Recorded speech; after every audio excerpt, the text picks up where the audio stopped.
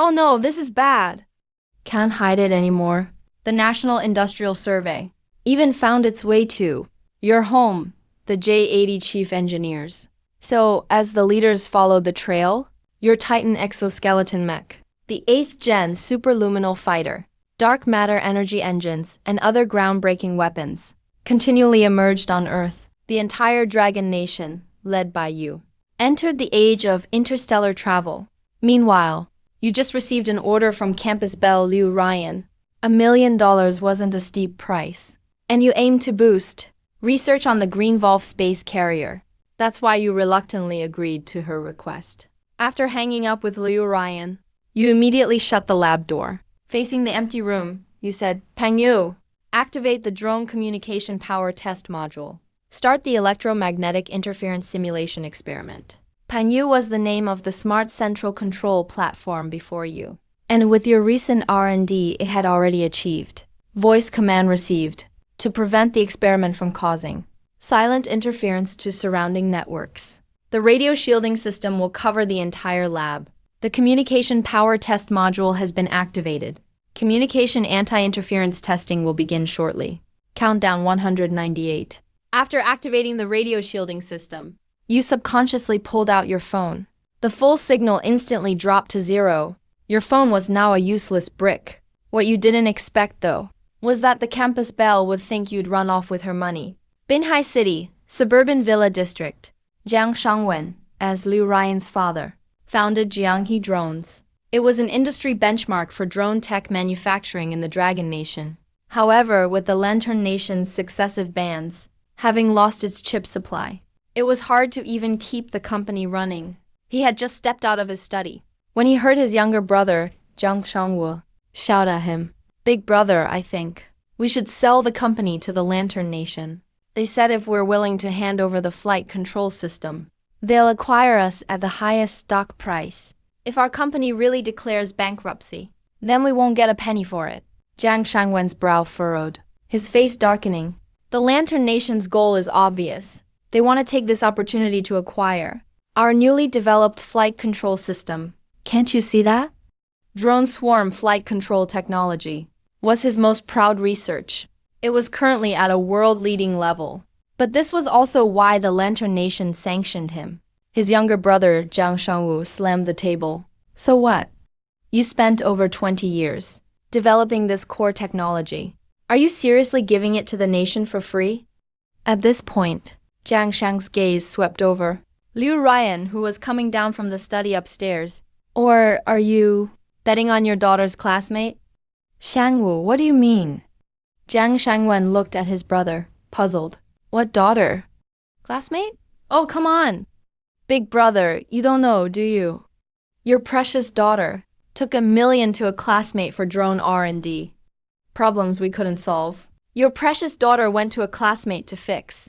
And now he can't even be found. He probably took the money and ran. His words made Jiang Shangwen furrow his brows again. Recently, he'd been busy with company affairs, with no time for anything else. $1 million wasn't much for the company. But with such a large sum spent by you, and potentially scammed, he couldn't explain it to the board. Ryan, what is going on? Jiang Shangwen suppressed his anger, looking at his daughter standing nearby. Dad, I've seen you worrying a lot. So I thought I'd try a classmate who invents things. He's definitely not a scammer, Liu Ryan said, a blush rising to her face. Her uncle, Jiang Shangwu, scoffed, interrupting, an undergrad. What can he possibly make? Do you think your uncle's been wasting his years? If you don't believe me, call him right now. See if you can reach him. Jiang Shangwu's voice instantly made Liu Ryan's face turn pale. Indeed, she had tried to contact you these past few days, but her calls consistently showed no service. Texts and QQ messages received no reply. It was as if you had disappeared. Seeing Liu Ryan's pale face, Jiang Shangwen quickly understood. Call your classmate. Otherwise, we'll have to call the police. Liu Ryan instinctively paused, then quickly shook her head. Dad, I trust him. He's really not a scammer. He wouldn't just run off. Though she'd long harbored feelings for you. Her voice gradually trailed off. Even if he's busy, it's impossible he wouldn't reply to any messages for 2 days. Jiang Shangwen, seeing his daughter's expression, Got the picture. He stood up and made a call. Tell Zhang to draft a lawsuit and proceed legally. Also, call the police. Have them investigate the flow of this $1 million. And freeze whatever needs to be frozen. See how much we can recover. We don't have time for this now, Jiang Shangwen said, then left the room. He had more important guests to greet today. Not far away, the company gates slowly opened. Several red flag sedans drove in. Meanwhile, in an underground warehouse in Binhai City, you stretched lazily, looking at the completed double-tailed Scorpion drone before you.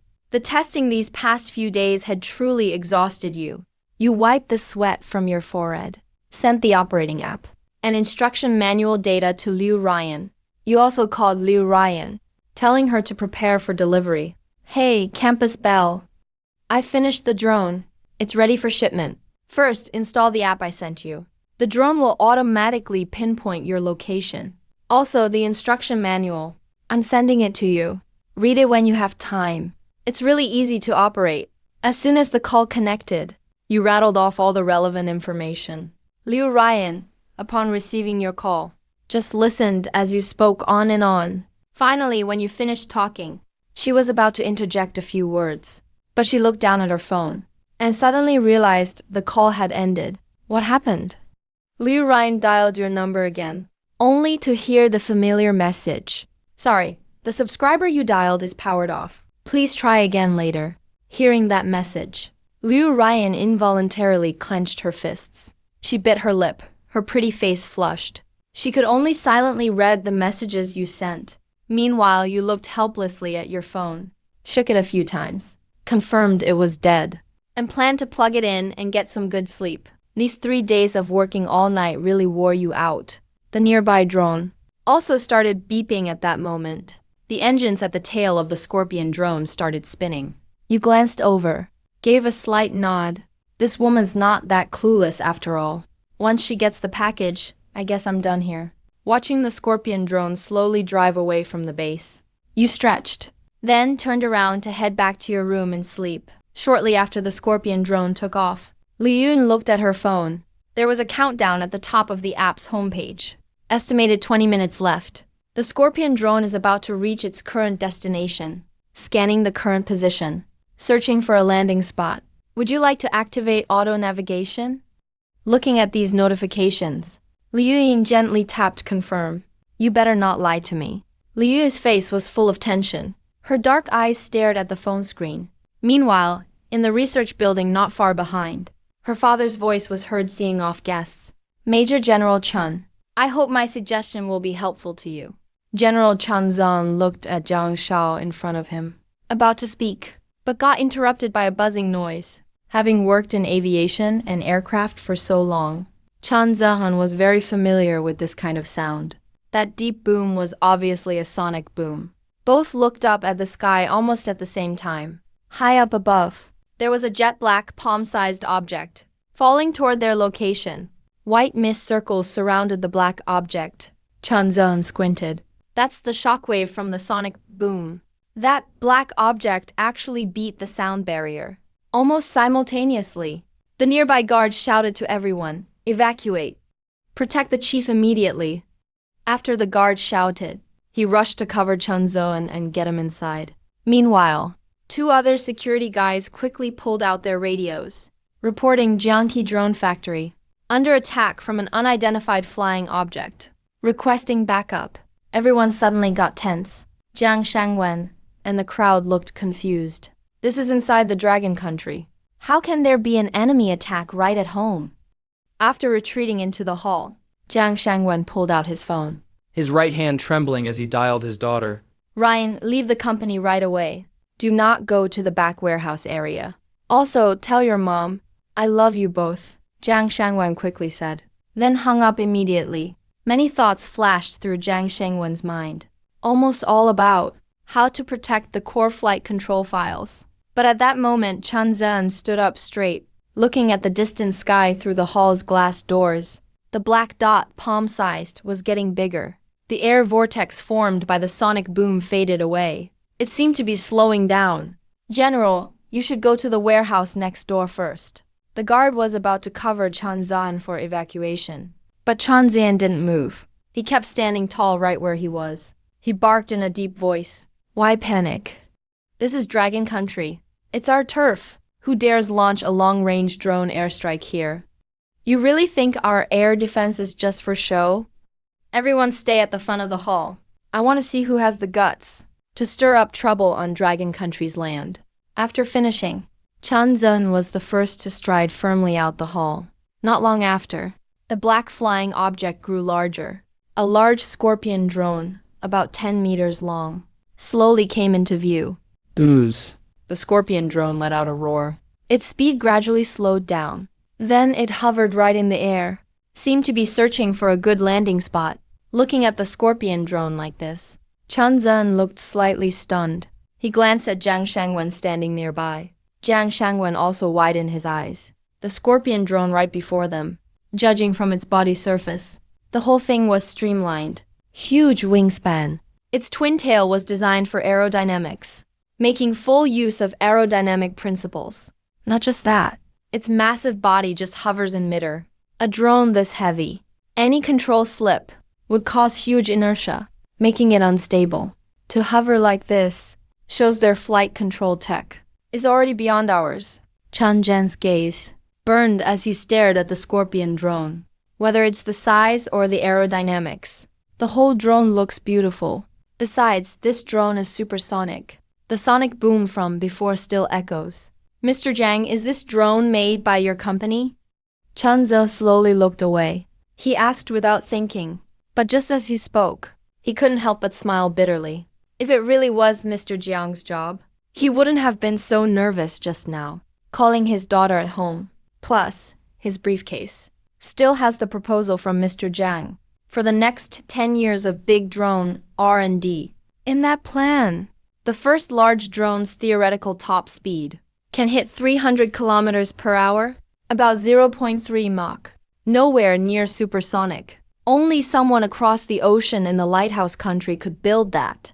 Chan Zehen had lots of thoughts running through his mind. But right then, another guy who looked like Jiang Shengwen ran up quickly. Bro, I heard something happened here. You're not hurt, are you? If you get hurt, then our negotiations with Steve would be ruined. Jiang Shangwu looked anxious. His big brother really can't afford to get hurt, since the crucial flight control secrets are all in his brother's head. Without those flight control files, Steve wouldn't even talk to him. After Jiang Shangwu finished, he suddenly realized something. With his peripheral vision, he glanced at the row of soldiers nearby, stopped talking instantly. Chan Zhen heard Steve's name. His eyelid twitched slightly. This Steve is head of the drone division at Lighthouse Country's General Group. He's been active in this country lately, looking at things. He must have connected with Jiang Shangwen already. Could it be the scorpion drone right here? Is Lighthouse Country's doing? Thinking of this, Chan Zhen's face grew darker. In front of the research building, the scorpion drone gently landed. Just quietly, stopped ahead. On the ground in front, Jiang Shangwen glanced at his younger brother, bringing up Steve at this moment. He obviously wants Chen Zun to misunderstand. If Shan Zun thinks he's already made a deal with Steve, then the state acquisition will be completely ruined. What exactly happened this morning?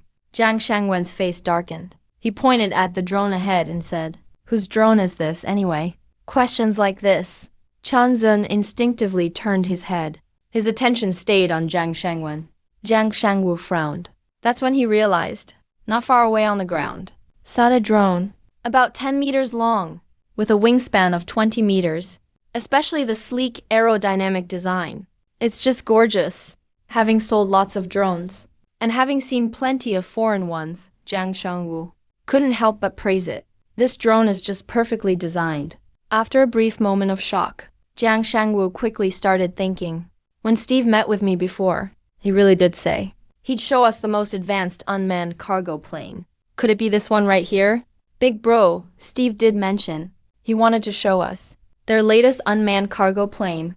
Jiang Shangwu let out a helpless sigh. Hearing that, Chan Zeheng helped but be startled. The US's drone is actually that advanced. Supersonic large drone. If the US manages mass production, hundreds of unmanned bombers could saturate attack Dragon Country. with Dragon Country's current military strength. Even if air defense missiles covered everything, intercepting everything is impossible. No country in the world could block that kind of saturation bombing. A sense of helplessness welled up. If only this were Dragon Country's own unmanned cargo plane. That would be amazing. Chen Zhen's Adam's apple bobbed. He hid the envy in his eyes and turned to look at Zhang Shangwen. President Zhang, do you know if this drone is for sale from Steve's side? Can it be sold? What Chen Zian means. Of course Zhang Shangwen gets it. If they can get the drone, Dragon Country's scientists will pull all-nighters and definitely break it down.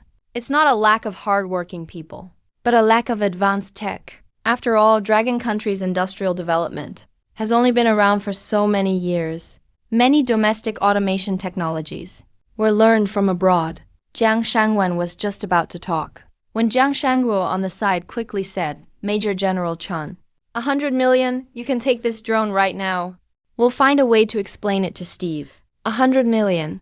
What Jiang Shangwu just said instantly made Chen Zhang go silent. 100 million for a big unmanned cargo plane.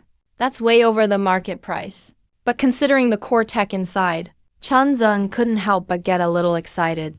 If they really could reverse engineer it, the gap between Dragon Country and the US would close by 20 or 30 years. Chen Zhang subconsciously rubbed his chin, looking over the unmanned cargo plane. Should he buy it or not? Right as Chen Zhang was debating, Jiang Shangwen grabbed his brother's hand and pulled him aside. What exactly is going on with this unmanned cargo plane? Don't you know Major General Chen is coming today? You drove the cargo drone here yourself and offered it for 100 million. Are you insane? Jiang Shangwen gripped his brother's wrist tightly, taking a deep breath, and kept scolding him. I know you want to sell the company to Steve. Are you trying to block all our options? No, bro. Why do you have to say such harsh things? Jiang Shangguo got a bit fired up too. He lowered his voice and snapped, Look. There are over 3,000 workers in the factory, all waiting for money to survive. If we go broke, what'll they do? Everyone's scared, so what if I asked for 100 million? Jianghai Group is your life's work. What's wrong with us making some money? Jianghai Group has been about independent R&D from day one. You want to make domestic drones, break through the foreign tech blockade. You have great ideals. I support that. But look at our situation now. We can't even make payroll. If the company goes under, who will remember you? By then, your so-called dream, your domestic research, will just be considered trash by our own people. Everyone would step on it. Wake up, big bro. We're just trying to survive. Then Jiang Shangwu shook off his brother, letting go of his arm, and walked over to Major General Chen. Major General, 100 million is a lot. But it's nothing for you. As long as our company can survive, we'll give our all to reverse engineer this drone. For sure. Hearing Jiang Shangwu say that, Chen Zhen also let out a helpless sigh. All I can pull together right now is about 20 million. Any budget over 100 million needs official review and approval. Chen Zhen really has no way out either. Military funding is taxpayers' money too. a lot of procedures. It's all for better transparency. But hearing 20 million, Jiang Shang's face fell. 20 million won't last long. Enough for only 2 or 3 more months at most. The problem is, the approval process may not even finish in 2 or 3 months. No guarantee of follow-up funds. Sensing Jiang Shang's struggle, Chen Zhen thought for a moment and said seriously, "How about this? The drone stays here. I'll have our engineers work overtime to break it down. Let's see how much we can get. Even if we can reverse engineer just a small piece for Dragon Country's military, for military drones, it would still close the gap a bit with the US." Around the warehouse perimeter, Liu Ryan ran over, sweat all over his forehead, and his face bright red. Just earlier, he saw the cargo drone land by the warehouse, and was told the area was fully locked down just as he arrived. No one is allowed in. He waited outside for a while. So Liu Ryan had to take a detour. He wiped the sweat from his forehead, took out his phone, opened the message from Lin Rui about the cargo drone. "It's safely parked. Do you want to activate two-way guidance?" Opening the app, a crisp electronic voice played from the phone. Two-way guidance activated. Liu Ryan wiped his forehead again. There are so many warehouses here. Who knows? Where did the drone decide to land? Barely any hesitation. Liu Ryan quickly hit confirm. Start guidance. Relocating position. Planning route now. Nearby distance detected. Walking navigation activated. Right after that, a walking guide popped up on the app, still 1.5 kilometers away. Went the wrong way. Liu Ryan sighed helplessly. She picked up her pace. Basically, When Liu Ryan started two-way navigation, the twin-tailed scorpion sitting on the open ground, the drone suddenly lit up.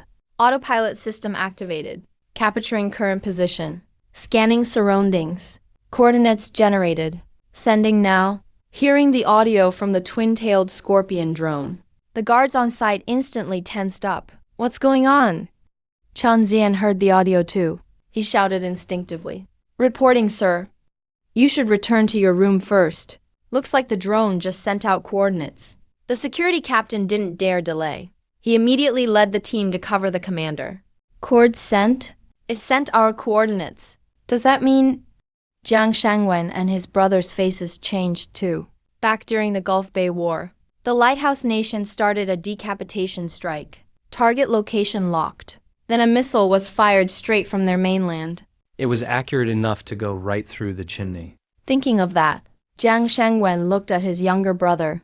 Shangwu, didn't you get this thing here? Stop, big bro. I didn't bring it here. Jiang Shangwu realized how serious this was. If General Chun really gets attacked here, the whole warehouse area would get flattened instantly. The Lighthouse Nation would never leave any evidence. What Jiang Shangwen's face showed shock. As a scout, he reacted right away. If Shangwu didn't leak the coordinates, there's only one explanation left. A Lighthouse Nation spy satellite has locked onto Chief Chun. It's all aimed at Chang Ziwen. Not just Jiang Shangwen thought of it. Chan Ze and the guards, hearing what Shangwu said, realized it instantly too. Cover the chief. Deputy squad leader, get the chief out. Leave 3 people behind. The squad leader quickly gave orders. A few people quickly gathered nearby. All experienced soldiers. None of them hesitated at all. They stepped beside the squad leader immediately. Standing there meant if fighting started, they'd be the first to die. But there was no hesitation on their faces. Let the new recruits have a chance to survive. There's really nothing to debate. Just as panic broke out again, a slim figure in the distance came into Jiang Shangwen's line of sight. It was his daughter, Ryan. Jiang Shangwen didn't hesitate at all. He rushed toward his daughter. Seeing this happen, Chan Zeng shouted to the guards, "Don't worry about me. Just be sure to protect the civilians." The guards covering Chan Zhen's retreat immediately sent one person aside. He quickly ran toward Liu Ryan. Jiang Shangwen had reached his daughter's side. He pulled her behind him for protection. "Ryan, didn't I tell you to leave the company ASAP? Don't come to the warehouse. Why won't you listen, kid?" Jiang Shangwen scolded urgently. Liu Ryan pouted. Her pretty face showed grievance. "Dad, Lin Rui isn't a liar. His drone. This isn't about Lin Rui right now. Just follow me. Let's get to safety." Jiang Shangwen didn't waste time. He grabbed his daughter, getting ready to leave. Dad Liu Ryan called out, trying to pull away and explain. Just then, the twin-tailed scorpion drone gave another voice alert. Target locked. Awaiting next command. The squad leader heard it and immediately straightened up. "Draw your guns. Aim for the drone's nose. Shoot hard." The squad leader was clear-headed. The nose is usually the control core. Take out that spot, and at least the drone will lose comms. Bang, bang, bang. The guard instantly drew his gun, took aim with his pistol, emptied every bullet. Watching this happen, Liu Ryan's eyes went blank. She paid $1 million for this drone. Bang, bang, bang. Close-range pistol shots finished. Magazine emptied. But The result shocked everyone. All those bullets just left a white mark on the drone's body. Hardly even a dent. Not even close. Those were close-range gunshots. Maybe a meter away at most. And they couldn't even pierce the drone's steel plating. How tough is this thing's armor? Airplanes just can't compare to ground vehicles. The main thing is how lightweight they are. The thicker the outer steel plate, the heavier it gets. During flight, the added weight increases inertia, which makes the aircraft less stable and harder to steer. But this plane right here has excellent vertical stability in the air, and top flying speed. This twin-tailed Scorpion drone really stands out for its performance. There's no sign of instability from inertia at all. The shotgun. The squad leader got pretty serious now. He called out to the guard nearby, and the guard immediately turned to grab the shotgun. Just as they started to move, Liu Ryan broke free from her dad and ran over. "Wait, that's my drone." Hearing a woman's voice from behind, the squad leader didn't waste time talking. He knew this was a dangerous place. Anyone not involved needs to get out fast. Watching the guards, they clearly weren't paying any attention to her. Without hesitation, Liu Ryan picked up her phone and tapped a few buttons. Attack detected. Autonomous defense system activated. Weapon payloads empty. Please reload promptly. Switching to manual mode. Starting live body recognition. Please align your face with the camera. Liu Ryan lifted her phone. Her face appeared on the screen, and after a moment a new voice sounded. Face recognition successful. Now switch to manual control mode. Voice command system online. The drone can now take voice commands. The twin-tailed Scorpion drone gave a prompt tone at the same time. Liu Ryan stood next to the squad leader And said in a serious voice, "Disable defense mode." Her words rang out clearly so everyone could hear, especially the squad leader beside her. Watching all these actions in a row, he started to trust Liu Ryan a bit more. But still, he kept a tight grip on his gun. Body tense, ready to defend. Defense mode disabled. The drone made a crisp notification sound. Everyone around finally relaxed. Looks like this drone really does belong to this girl. Jiang Shangwen came running up just then. "Ryan, what's going on?" "Dad, here's what happened. I borrowed $1 million from my classmate Lin Rui to help me design the drone." Liu Ryan looked at her father in front of her. She finally had the chance to explain. "This morning, he said he'd deliver the goods. I just didn't expect things to blow up like this." Thinking about the earlier scene, Jiang Shangwen couldn't help but look shocked. "And my brother was just messing around. You dare to ask $1 billion for a drone that isn't even yours? What, are you out of your mind?" Jiang Shangwen looked over at Jiang Shangwu beside him. "Bro, I didn't have a choice. There was a perfectly good drone right there. I thought maybe I could get some cash out of it." Jiang Shangwu let out a helpless sigh. One thing led to another and it just got sold. Who would have thought this twin-tailed Scorpion drone actually belonged to Liu Ryan? So technically, it's not really scamming anyone, is it? Liu Ryan is my niece, so it's still Jiang family property. Selling family stuff isn't exactly fraud. About then, Chen Zhen came walking over too. He really didn't care about the earlier mix-up. "Young lady, you said you had this drone custom built?" Chen Zhen stood in front of Liu Ryan, the star on his shoulder gleaming, making Liu Ryan a bit nervous. "That's right. I really did have this drone made for me. So, young lady, what about this drone's specs?" Chen Zhen raised an eyebrow, his face showing a bit of excitement. Since Liu Ryan had it made, it must be a top domestic team.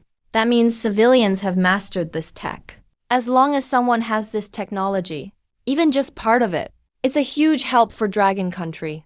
After testing it out several times, Chen Zhen underestimates civilian tech. Sometimes, it's even better than military tech. But no matter what, it's made in Dragon Country. "Honestly, I just got it myself, so I don't know everything yet," Liu Ryan said, and opened her phone, pulled up the manual you sent him. Twin-tailed Scorpion UAV. Max payload 6 tons. Max combat range 10,000 kilometers. Max speed Mach 2. Stealth can beat any radar on Blue Star. Liu Ryan read from the manual, her face turning bright red. "What even is this?" "I asked you to build a cargo drone, so what's with this manual?" Hearing her say that, Chen Zhen thought about it. Sounds like the manual says combat range and weapon capacity. Could it be this technology was acquired from another country and brought here with Jianghe Group and Liu Ryan? Right to my face. In situations like this, Chen Zhen had experience, especially when the West was blocking us. Our chips would often get transferred from elsewhere and bought, but now, Chen Zhen didn't care to dig deeper. How this was built. He only cared about its capabilities now. 6-ton payload, max speed Mach 2, and especially a 10,000 kilometer range. You know what that means? All of Blue Star is only about 40,000 kilometers around. And this drone strike range covers a quarter of the planet. If you upgraded it, added an air refueling port, its combat endurance would be insane. And at Mach 2, it could cover 10,000 kilometers in just 5 hours. Chen Zhen's eyes lit up instantly. 5 hours to reach England's homeland. Supersonic drones are a hot topic for every military power. But building one is extremely tough to reach supersonic speeds. Most use rocket engines. They can hit the speed, but stealth and everything else takes a huge hit. Right now, the world's best, the Global Hawk RQ-4, only hits a max speed of 740 kilometers an hour. That's its highest speed. Cruising speed is usually about 635 kilometers an hour, and its weight is nowhere near 6 tons. The heavier you go, the more thrust you need for the same speed. So you need a more powerful engine. Chen Zhe thought for a moment. All these numbers were just what Liu Ryan read. How much of it is real? No one knows. We can only find out by putting it to the test. Jiang Shangwen isn't dumb either. He got what Chen Zhe meant right away. Sir, I'll go get the test site ready now. Technical staff. I'm always ready here. We can run tests anytime. Jiang Shangwen immediately got busy. This is the drone R&D base. It's located in the suburbs. Naturally, it has its own testing site. Plus, we have flight clearance in this airspace. Jiang Shangwen pulled out his phone. He quickly called his secretary, told him to clear the test site. He glanced at the twin-tailed Scorpion drone again, then added, get a big trailer ready, and have some protective foam on hand. This twin-tailed Scorpion drone is a treasure. We can't let anything happen to it. Watching his father being so cautious, Liu Ryan just waved her hand. No need for all the fuss. Just tell me where the test site is. As Liu Ryan spoke, she opened the app on her phone. A map popped up on the screen. She moved her fingers slightly and quickly zoomed in on the map. Jiang Shangwen understood what his daughter meant. He tried marking the test site on the map. Location confirmed. Enable autopilot to the target location. Another prompt sounded. Enable, Liu Ryan commanded quickly. The twin-tailed Scorpion drone in front of them flashed a few times. A prompt sound came out. Target location is not far from the starting point. Entering low-speed energy-saving mode. All unrelated personnel, please move aside. Avoid any danger. With that prompt, the twin-tailed Scorpion spat out a puff of white smoke. The security guards standing nearby quickly moved out of the way. Through the smoke, the drone slowly lifted off. It sped towards the test site. The white smoke wasn't very thick. It faded away after a few minutes. Watching the twin-tailed Scorpion drone rise steadily, Jiang Shangwen couldn't help but smack his lips. That's really stable. About drones, it's not that hard to hit high speeds. As long as it has enough power, it can break through top speeds in no time. But flying steady at low speeds is the hardest part of drone flight control. In the Jiangxi Group test site, the twin-tailed Scorpion drone, under Liu Ryan's control, has landed steadily in the center of the field. At this moment, the tech staff that got called in are all busy. The phased array radar around them is set up quickly. Engine parameter data is being tracked in real time. Thermal infrared spectrometers and other gear are all resetting for the tests. Outside the field, Chen Zehen and others sit in the control room. The screens here show live video feeds from the drone test site, so they can watch. Jiang Shangwen and his brother are sitting next to Chen Zhan, quietly waiting. As for Liu Ryan, she's the main operator and is getting some quick training from the tech staff. After all, this is her first time joining a big drone test like this. If someone else were to fly it, the research team thought about it. But the problem is, the whole control system just responds to Liu Ryan. No one else can fly it. Everything's ready to go. Chief Engineer Wang, who's in charge of the tests, spoke through the mic, reporting to Jiang Shangwen and the others in the audience. All preparations are done. Should we start the test? Jiang Shangwen looked up at Chen Zhen next to him. Chen Zhen didn't say anything. So Jiang Shangwen said, Chief Wang, just follow your test plan. Okay, first, the first data to test is the flight speed of the twin-tailed Scorpion drone. Chief Wang didn't waste time. In his eyes, you could see the dedication of a tech guy to tech folks. It's all about the technology. Nothing else matters. Chief Wang stood at the control desk, quickly issuing commands. Drone takeoff and landing. Final approach. Obstacle avoidance test. Ryan, in a bit, you fly the twin-tailed scorpion off the runway, and our radar will track the data live. Chief Wang ordered everyone to get moving. A few minutes later, the countdown started. Chan Zilhan and the others in the audience, all focused on the screen in front of them. They could watch the drones take off in real time. Ready for takeoff in 3, 2. As soon as the word finished, the twin-tailed scorpion drone let out a roar, and at the back of the drone, streams of pale blue flames shot out. But what happened next made all the scientists in the room instinctively stand up straight. Jiang Shangwen didn't even care about his image and jumped up immediately. Everyone's eyes were locked onto the live footage coming in. They saw the blue jet from the scorpion drone suddenly veer off and spray vertically toward the ground. The whole drone seemed spring-loaded and shot straight up. It even kept accelerating. No runway takeoff like you'd expect. It just went vertical. Vertical takeoff tech. Jiang Shangwen looked at the big transport drone shooting up, and his eyes went wide. Vertical takeoff is one of the core breakthroughs needed for military aircraft. Fighter jets right now are way too dependent on runways. If war ever breaks out, runways will be top bombing targets. If a runway gets hit, then all the planes in the hangar are just useless metal. But if vertical takeoff works, planes wouldn't need runways anymore. The hardest part to solve is the vector nozzle tech. That means a vector engine.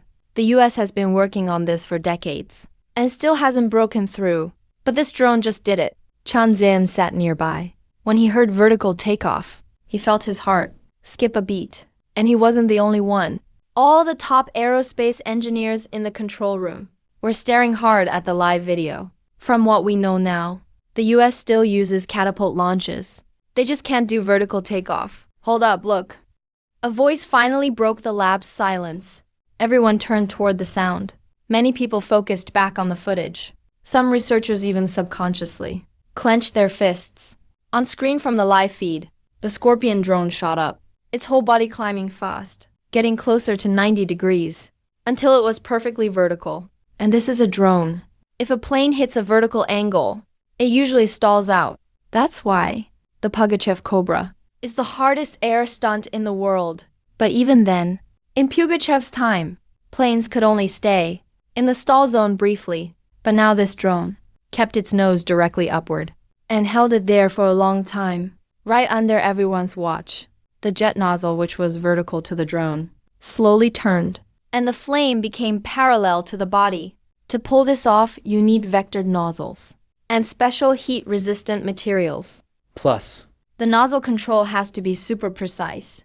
If the direction is even a little off, it'd flip sideways in a second. Whoa, it really pulled off a vector nozzle. And on a drone, too. If drones can do this, just imagine it on fighter jets. As long as the pilots fit, this will be a game changer. It could change air combat strategy entirely. This revolution could be as big as the Gulf War. Vector engines and nozzle physics are basically standard for 6th-gen fighters. The researchers in the room were visibly excited. They could all picture what drones could do. Once you master vector nozzles, if you're chased by enemies, you can brake fast and dodge attacks with a vertical move, or circle around to counterattack. Chan Zhen watched the video, eyes narrowed. As an aerospace expert, he knew right away what vector engines meant. If Director Zhang asked you to reach that level, how long would it take? From a technical standpoint, multi-axis vector engines are miles ahead of basic engines. The gap is huge. If we put all our best people on it, it'd take at least a decade. Jianghe Group's drone tech is already world-class. Chan Zin nodded slightly and continued asking, so do you know of any drone companies here better than you guys? Jiang Shangwan understood his point. Director, honestly, it's not bragging. Our drone tech is among the best worldwide. Otherwise, even Steve from the US wouldn't come to us for tech. As for vector engines, apart from the US, only the Northern Bear and the Iron Will nations have anything close. Other countries can't touch us. Just as they said this, the test team started shouting again. Look, look. This drone just went supersonic. What the heck? Vertical supersonic flight. That engine must be crazy powerful. No way, that's impossible. Even the Northern Bear Nation can't do vertical supersonic. Hearing that, the other engineers, Jiang Shangwen was shocked too. Vertical supersonic flight. On the high-def live feed, the Scorpion drone was rising into the blue sky, with a white vapor cone around it. That happens when you break the sound barrier.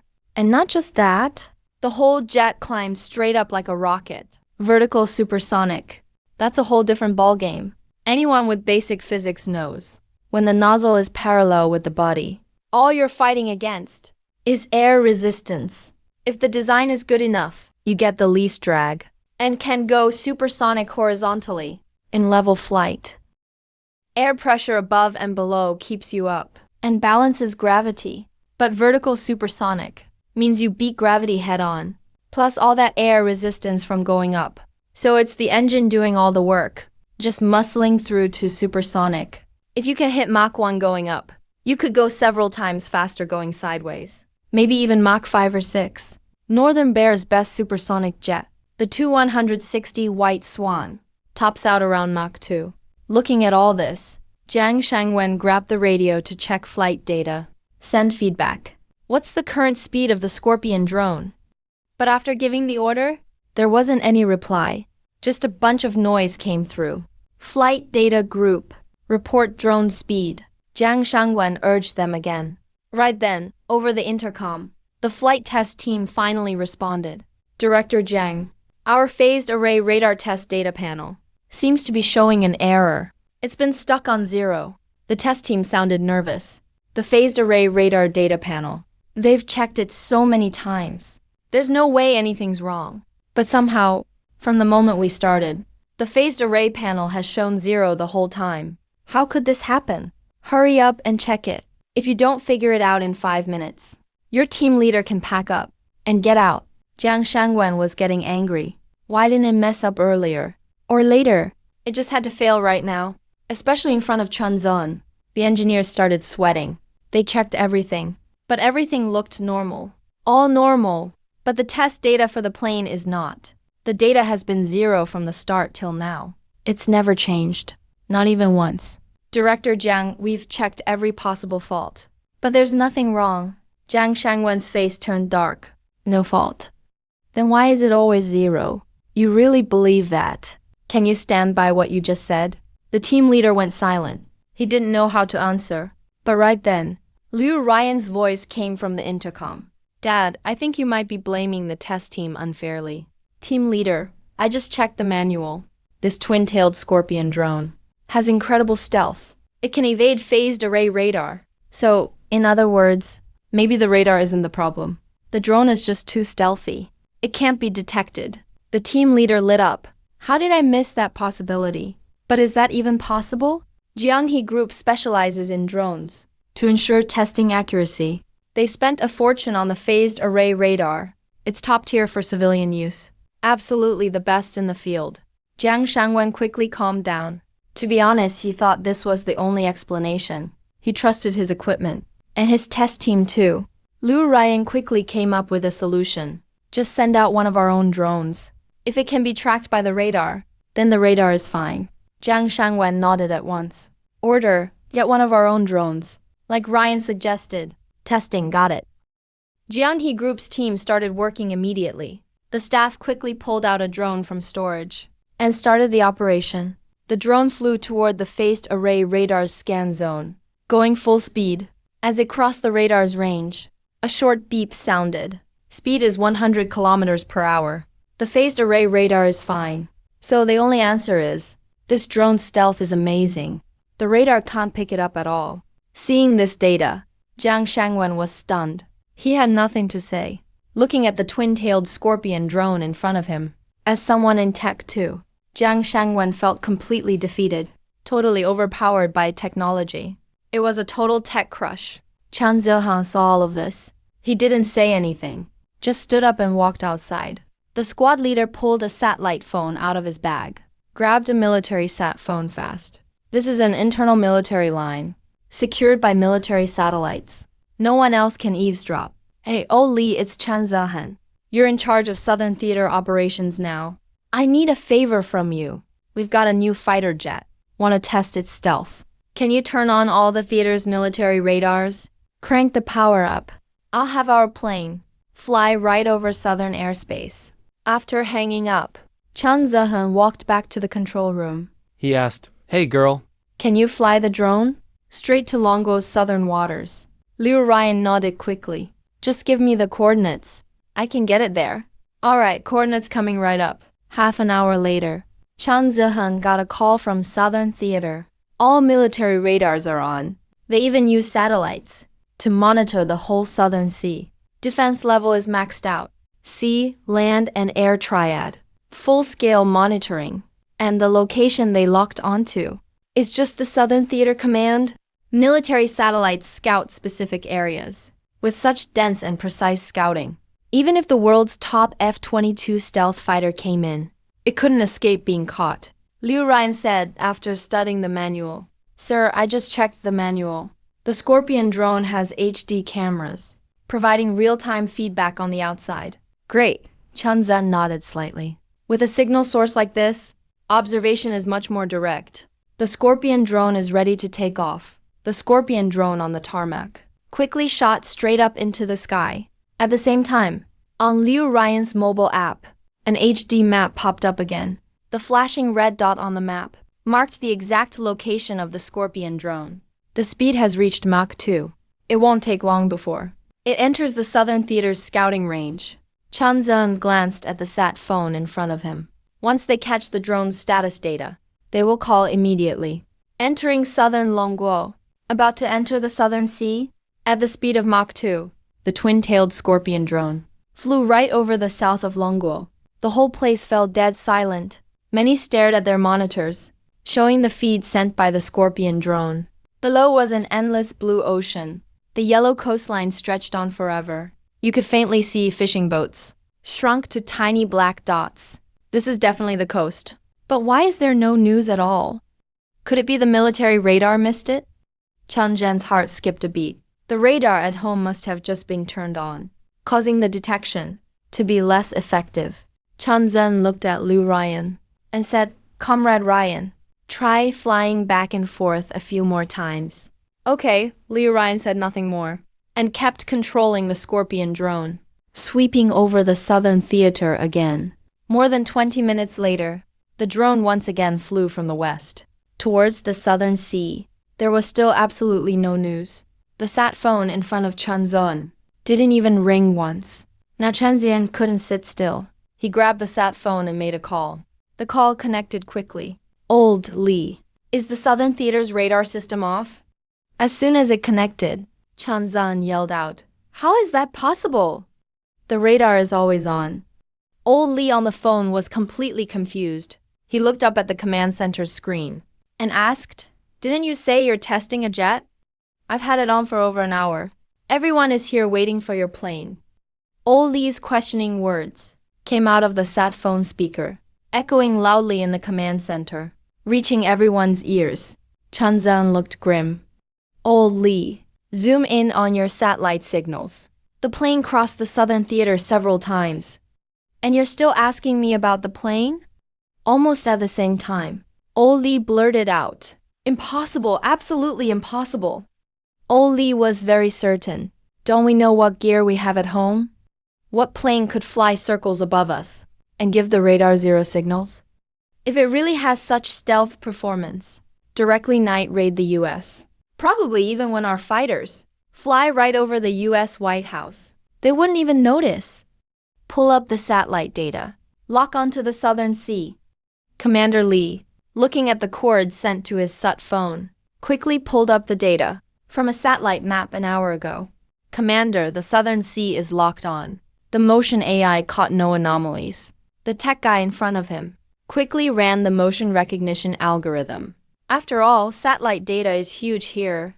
It's impossible to check manually. They usually use AI recognition. Hearing this news, Commander Lee subconsciously sighed in relief. Old Chan is just bluffing all day long. Our phased array radar may not be the absolute world leader, but it's definitely top tier. How could we miss such a big plane? Commander Lee muttered, about to call Chun Zhen back to mock him, when an operator suddenly gasped, "What's going on?" Commander Lee frowned, just as he looked over. The tech leader beside him spoke up, "Commander, based on what you said, we zoomed in 100,000 times. Meanwhile, we removed the fog and enhanced the image. Near the coordinates you gave us, there really is a plane hovering." The tech leader's words felt like a bucket of cold water poured over Commander Lee's head. What? There's really a plane? Commander Lee was completely stunned and rushed to the front of the command center. He asked in shock, why wasn't it spotted? The plane moves incredibly fast, exceeding our video streams. Data comparison time frame. Once it hovered, the whole plane looked like a black dot, seen as noise by the satellite. The motion AI filtered it out. The technician quickly analyzed it and gave the most likely reason. Commander Lee turned to the radar team. What about the phased array radar? The one pointing at the southern sea? Are there any data fluctuations? Report, radar data is normal. No data fluctuations detected yet. The radar detected no fluctuations. But when the satellite map was zoomed in, the Scorpion's position was clearly seen. What did this mean? Not that the plane didn't come, but it came and couldn't be detected. Military phased array radars couldn't catch this Scorpion drone. The stealth effect was truly outstanding. Check it. Where did this twin-tailed Scorpion drone take off from anyway?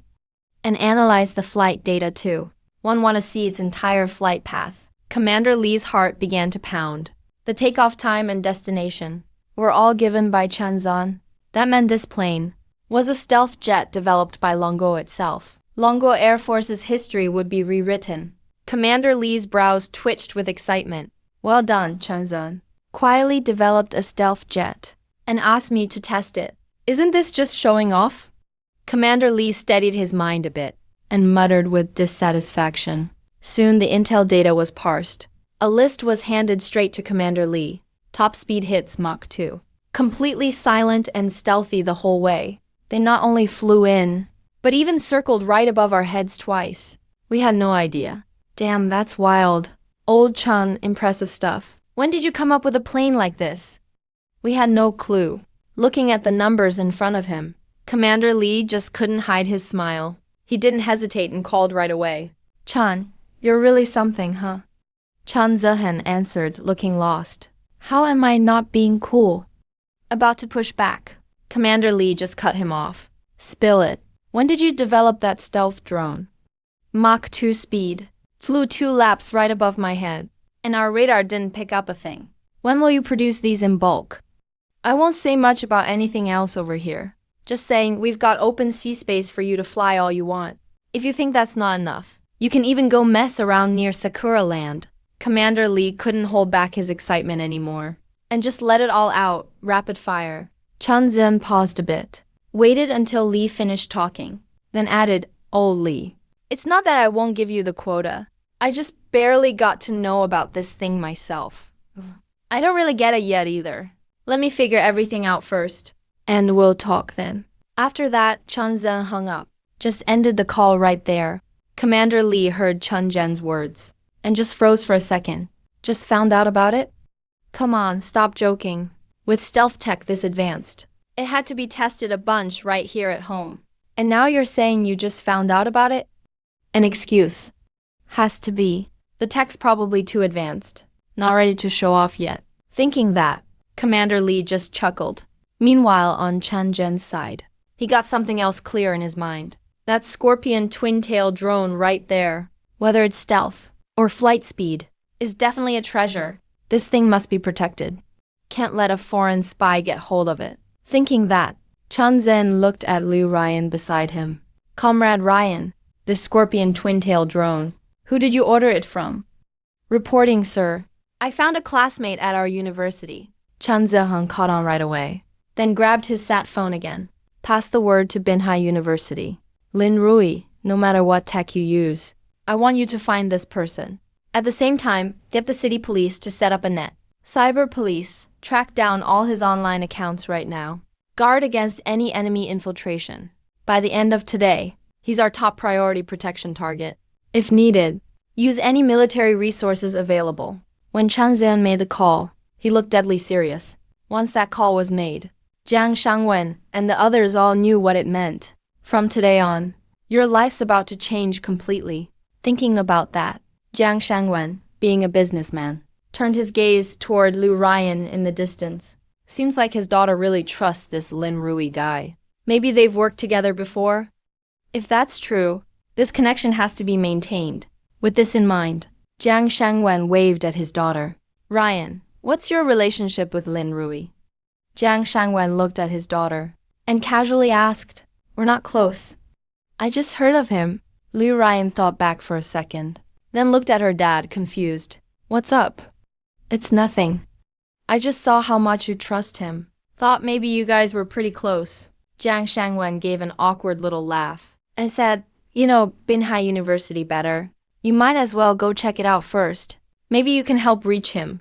After her dad said that, Liu Ryan's eyes lit up, and she immediately got it. Alright, I'll go to campus and look around. Liu Ryan didn't stay any longer. Her long legs jogged her straight off the base. She hurried out of the lab complex.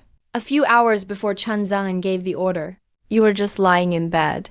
When your phone suddenly rang, barely awake, you grabbed your phone to check. Caller ID said it was Fatty. Fatty's real name is Wang Shuo, one of your very few best friends in college, especially since you unlocked your system, spending all day in the lab. Fatty's basically been your inside guy at Binhai University. Like when a professor takes attendance, or the advisor looks for you, Fatty always passes on the message. Looking at your phone's caller ID, you suddenly sit up in bed. Then you answer the call. Finally found you, Rui. You hear a relieved sigh from Xiaopeng. The counselor has been frantically looking for you. You're not in the dorm. You're not at the lab center either. You're a bit confused. Sure, you skip class sometimes, but you never break school rules. After all, with your experiences, you know how important a degree is. No idea, but you'd better hurry up. The counselor seems really anxious. Got it, I'll come right over. You hang up the call. You definitely have to head to school. It's not just the counselor looking for you. You also need to find the campus beauty at Zhangde. She still hasn't paid your balance. Thinking of that, you quickly fix your messy hair and head out of the warehouse. Be warehouse auto defense system activated. You glance at your phone again. Finally feeling safe to leave. This warehouse holds everything you own right now. You go upstairs to find Counselor Ju's office. Knock on the door. You see Mr. Ju at work and just walk right in. But just as you step in, someone shuts the office door from the outside. And that's not all. Right by the wall at the door, a few people in uniform step forward. They take hold of you without a word. Mr. Ju, what's going on? Frowning. Now you're pressed down in a chair. A cop next to you quickly pulls out handcuffs and cuffs you right away. Mr. Ju looks at you, clearly upset and frustrated. I thought you were just skipping class. Never thought you'd do something this serious. I didn't do anything. You look at Mr. Ju, confused. You really haven't done anything illegal, right? Just then, an officer walks over, shows a warrant in his hand. Lin Rui, right? Here's the arrest warrant. You're suspected of fraud. The amount is close to 1 million. Please cooperate with our investigation. Hearing this, You quickly connect the dots. It's about the campus beauty at Zhangde. But she hasn't even paid up the full million. Did she call the cops just to avoid paying you? Had you taken away for this? That's a sneaky move. But still, now isn't the time to argue with her. Gotta figure out how to get out of this first. Wait, officer, let me explain. I didn't scam anyone.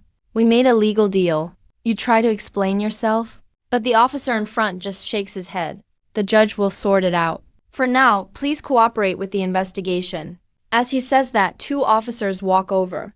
Cover your handcuffed hands with black cloth. You're escorted away by the 2 officers, heading downstairs. Watching you leave, Counselor Ju frowns even harder. He sighs, hoping you clear things up quickly. I asked just now. You're still young. Probably your first offense. Confessing can reduce your sentence. You feel pretty helpless. The Zhangde campus beauty didn't pay up. Got your drone for free, and now wants you to confess too. How is this fair? Escorted by 2 officers, you're taken straight downstairs. You can't try to run. If you run, there's no explaining it away. Just cooperate for now. This is just bad luck. Soon you're let out of the admin building. The two cops bring you to a car parked outside. You get into the car. The car drives off quickly. What happened at the admin building immediately becomes a hot topic among the students. After all, when you were taken away, a lot of people saw it. Who is that? What could someone have done to get grabbed at school? You don't know him? That's our electronics club celebrity. He's made a bunch of inventions. His coding skills are top-notch. Everyone around is chatting non-stop. Having police come take someone away at school is a huge deal anywhere. It's always a big scene. At Binhai University's entrance, a black Mercedes G drives in. Liu Ryan sits in the driver's seat, her pretty face full of worry. Right after she left the lab, Jiang Shangwen texted her. Your uncle Zhang Shangwu reported it to the police. The charge is fraud. Seeing that, Liu Ryan immediately understood. That's why her dad wanted her to find you. Someone who built the twin-tailed scorpion drone. That kind of high-tech, top scientist. If he gets treated as a scammer and taken away, that's serious trouble. Once she's on campus, Liu Ryan doesn't hesitate. She heads straight to the electronics club. That's where you usually hang out. A lot of inventions were made there. That's where she first heard your name. Right now, the club is super noisy. Wang Shuo, did you know about the fraud thing? Do you know what's really going on? Yeah, Lin Rui is your best friend. And you were the one who called him over this time. Lots of students crowd around Wang Shuo, all talking at once. Wang Shuo holds his head, looking super stressed out. He has no idea. He just got a call from Counselor Zhu, asking him to find you. How could he know you'd be taken away? While everyone's debating, suddenly, someone gently knocks on the open club door. Knock, knock. The sound stops everyone talking. The chatter stops instantly. Everyone looks toward the door. In that moment, a stunning figure appears. Her silky black hair hangs down. Big, lively eyes on a beautiful face. Long, straight legs draw everyone's attention, especially those soft, pale hands, now resting on the doorframe, making the scene even more graceful. Who are you looking for? After a moment of silence, a girl from the club speaks up. Excuse me, is Lin Rui here? Liu Ryan is used to people staring. She just wants to find you fast. When they hear that name, lots of faces look a bit strange. Soon after you were taken away, the story blew up on the school forum. Some student journalists are trying to get attention. Is this pretty girl here for the buzz too? Seeing everyone stay quiet, Liu Ryan frowns. She speaks up again. Is Lin Rui here? I really need to find him. Right then, Wang Shuo finally looks up and sees the girl's beautiful face. Liu Ryan swung her long, slender legs and walked right up to Wang Shuo. Do you know where Lin Rui is? Liu Ryan blinked her big eyes. Instantly, Wang Shuo's mouth curled up in a smile. He swallowed hard and finally told her you were taken by the police. When Liu Ryan heard that, a look of surprise flashed across her pretty face. She didn't expect to be late after all. She quickly turned and walked out, muttering complaints under her breath. What has he been doing? He, she meant, was obviously her uncle Zhang Shang. If the news of you being taken gets picked up by the paparazzi, that would be Jianghe Group's biggest PR crisis. But all the students in the electronics club behind her heard something else entirely. Wasn't that girl just now the campus belle? Liu Ryan? Don't you guys think when Liu Ryan left, that thing she said sounded kind of interesting? What has he been up to? Now that you mention it, something does seem off. I could have sworn, she said, That's so strange. Her tone felt kind of bitter and resentful. No way, really. Don't tell me my dream girl already has something going on with Lin Rui. It's totally possible. Didn't you see how worried Liu Ryan looked? There's definitely a secret between them. Hearing this kind of analysis, Quite a few students at the scene nodded. Right after you were taken away. In the counselor's office, Dean Zhang Chengming looked serious, sitting next to Counselor Zhu. According to the school's rules, if you break the law, you'll be expelled. Teacher Zhu, you know that, right? But Director Zhang, Lin Rui was just taken to cooperate with the investigation. But Teacher Zhu still wanted to argue for you. As your counselor, Teacher Zhu knows your background well. Your family's not well off. Both parents are regular workers. If you even lose your degree, It'll be really tough for your future. You'll never find a good job.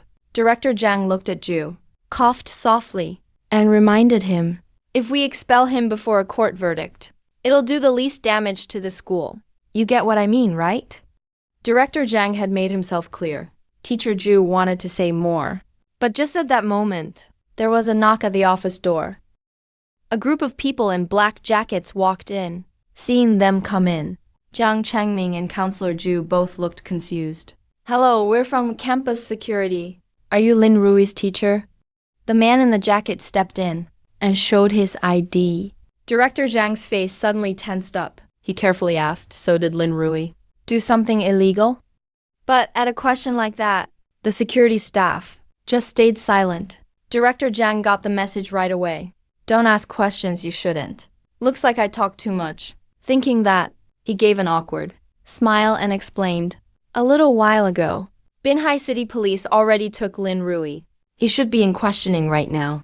When they heard that, the group exchanged glances and saw surprise in each other's eyes. They rushed to Binhai University as soon as they got the order, but didn't make it in time. Still a step too late. The security team leader spoke up firmly. Director Zhang, we need your cooperation.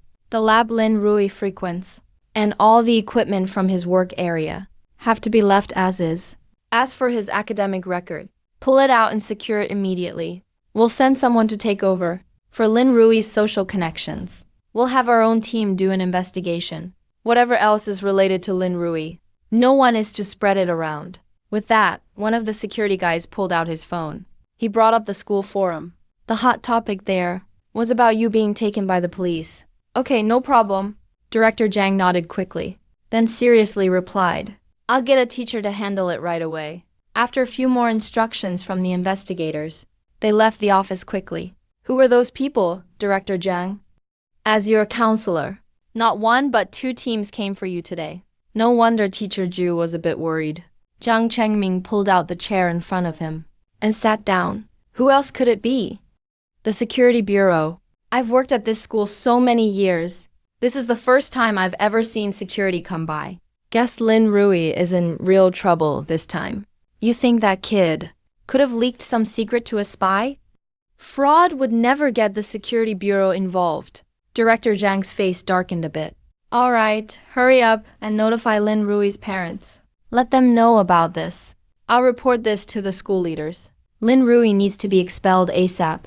Inside the interrogation room at Binhai City Police Station, you sit on the chair, looking at the two men in front of you. The two officers, I'm really being framed. They're the ones who took my goods, and they haven't paid me yet. You keep explaining with a bitter look. But Officer Lee in front of you doesn't buy it at all. No need to beat around the bush here. What could possibly be worth millions? Officer Lee's voice suddenly turns stern. He gently taps the table with his right hand. Don't tell me this batch is coke. No way, how would I dare sell coke? Here's what happened. Jiangda's campus beauty, Liu Ryan, asked me for a drone aircraft carrier. The price was $1 million. It's all in our chat logs. You can go check the evidence. You told them the truth.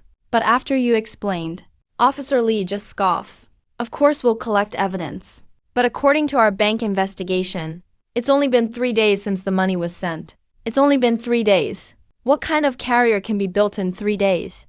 Even if it's a super simple version, it's not worth $1 million.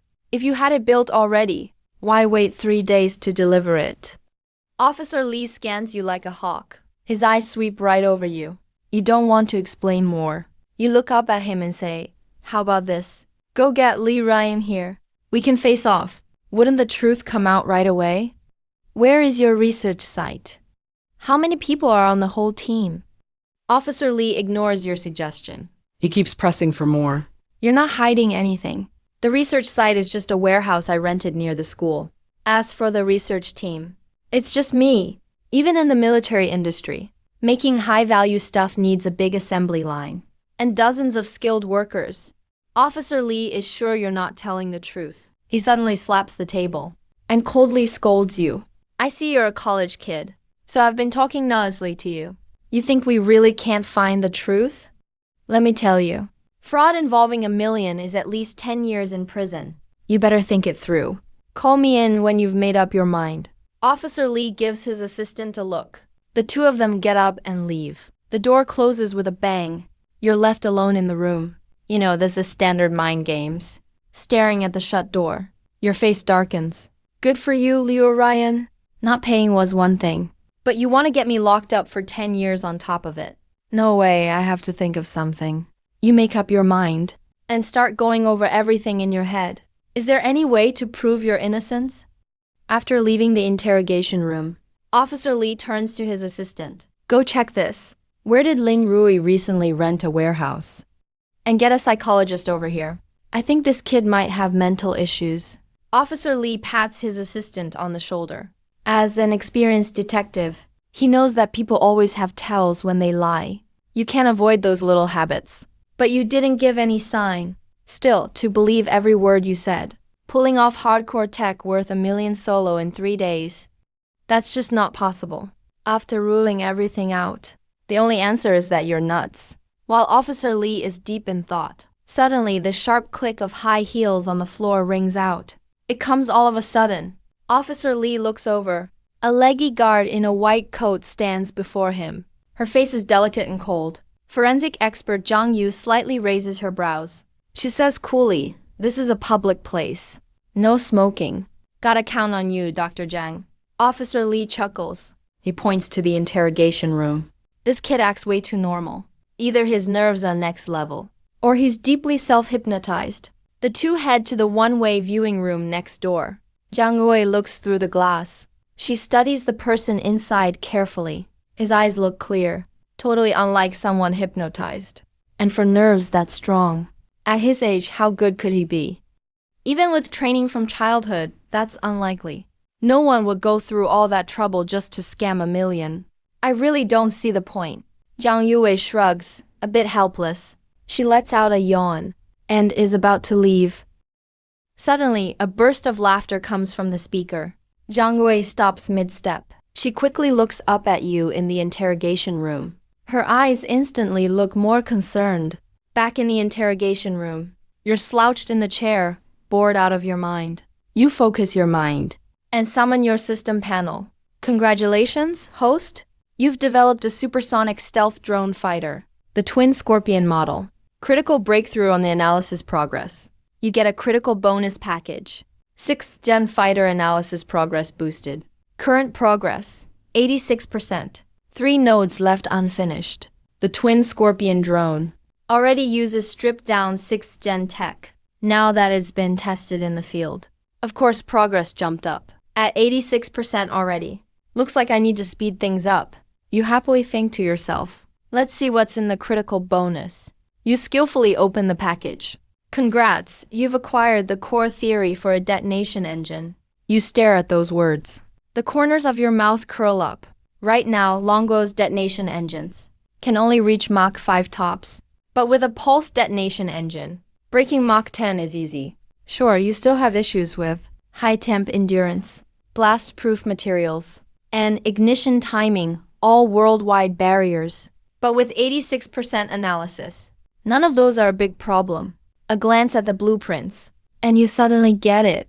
The thrust trap can actually be fixed this way. So with data like this, the engine's speed can go past Mach 10 easy. It might even hit the upper theoretical limit, Mach 16, not just for fighter engines, but even rocket propulsion and supersonic missiles. How's the US supposed to defend against a Mach 16 missile? On top of Mach 16 speed, with Longo's unique pre-flight trajectory, the US is basically screwed. They won't be able to stop it, not a chance. After all these years being blocked by US tech, finally, we've got a real trump card. All your frustration vanishes. You can't help but burst out laughing. Little do they know, your excitement right now is totally obvious to Zhang Yue and the others watching next door. Officer Lee glanced at him. Dr. Zhang, is he still fine right now? Interesting, Zhang Yue's eyes suddenly lit up. It was like spotting a rare creature. He got lost in his own mind and couldn't snap out of it. It might be a typical symptom of schizophrenia, switching back and forth between primary and secondary personalities. The secondary personality does a lot of things. Then that affects the main personality's judgment. So his main self starts making mistakes in thinking, which leads him to believe designing a jet in 3 days is totally normal. In other words, maybe the one with the mental issue isn't Ling Rui, but his alter ego. Officer Lee was completely confused. What do you mean? It's actually pretty simple. Take human walking as an example. Way back, humans used all 4 limbs to walk. Now, to free our hands, we stand up on 2 legs. But this change in posture actually harms the spine and so on. It does cause some harm to our bodies. But harmful things are still considered, right? It's not natural selection. It's that this idea is fed to you from a young age. Walking upright is right, so you choose to walk upright. You'd never pick crawling like that. It's like how some people keep suggesting to you that you need to make over 10K a month to get by. So you think everyone makes over 10K a month. But if you look at reality, how many people actually do? Officer Lee nodded thoughtfully. You mean the alter ego kept suggesting things to Ling Rui's main self, so he could speak with so much certainty? The old evidence. That's pretty much possible. But the details, I may need to do more research. Jiang Yuwei gave a relaxed smile, picked up the notebook in front of her, and with her long legs, walked straight into the interrogation room you were in. Inside the interrogation room. You're still focused on the system page. The blueprint for the pulse-jet engine you just got is turning into a huge stream of info, pouring non-stop into your mind. You're trying to process it all quickly. So when Jiang Yue walked in, you didn't notice at all. She closed the door behind her. She glanced at you and called out coolly, Ling Rui. You still didn't respond. Your entire focus was on figuring out Mach 16 aerodynamics. Jiang Yue frowned a bit, pulled out the chair in front of her, and purposely made a harsh noise against the floor. But even after she sat down, you kept staring blankly with empty eyes, like you didn't even notice her. Jiang Yue called your name a few more times, testing. But it was like talking to a wall. Symptoms of stupidity during personality switching. Looks like you lost awareness of the outside world. Didn't even react to loud noises. Completely trapped in your own mental space. Probably some kind of mental issue. Not sure if it's self-isolation or just the brain resisting. The cause is still unclear. Jiang Yue quickly jotted these down in her notebook, writing everything out. She stared at you quietly, not saying another word. About 10 minutes later, you finally finished reading all the technical info. You took a deep breath, and the feverish look in your eyes slowly faded. Your consciousness gradually returned to reality. Once you snapped out of it, you suddenly noticed there was a long-legged woman in a lab coat sitting across from you. Well, here comes the pretty doctor. You casually greeted her. After all, in the station, whoever sits across from you must be here on business. This random greeting came out of nowhere, making the quiet Jiang Yue flash a look of confusion.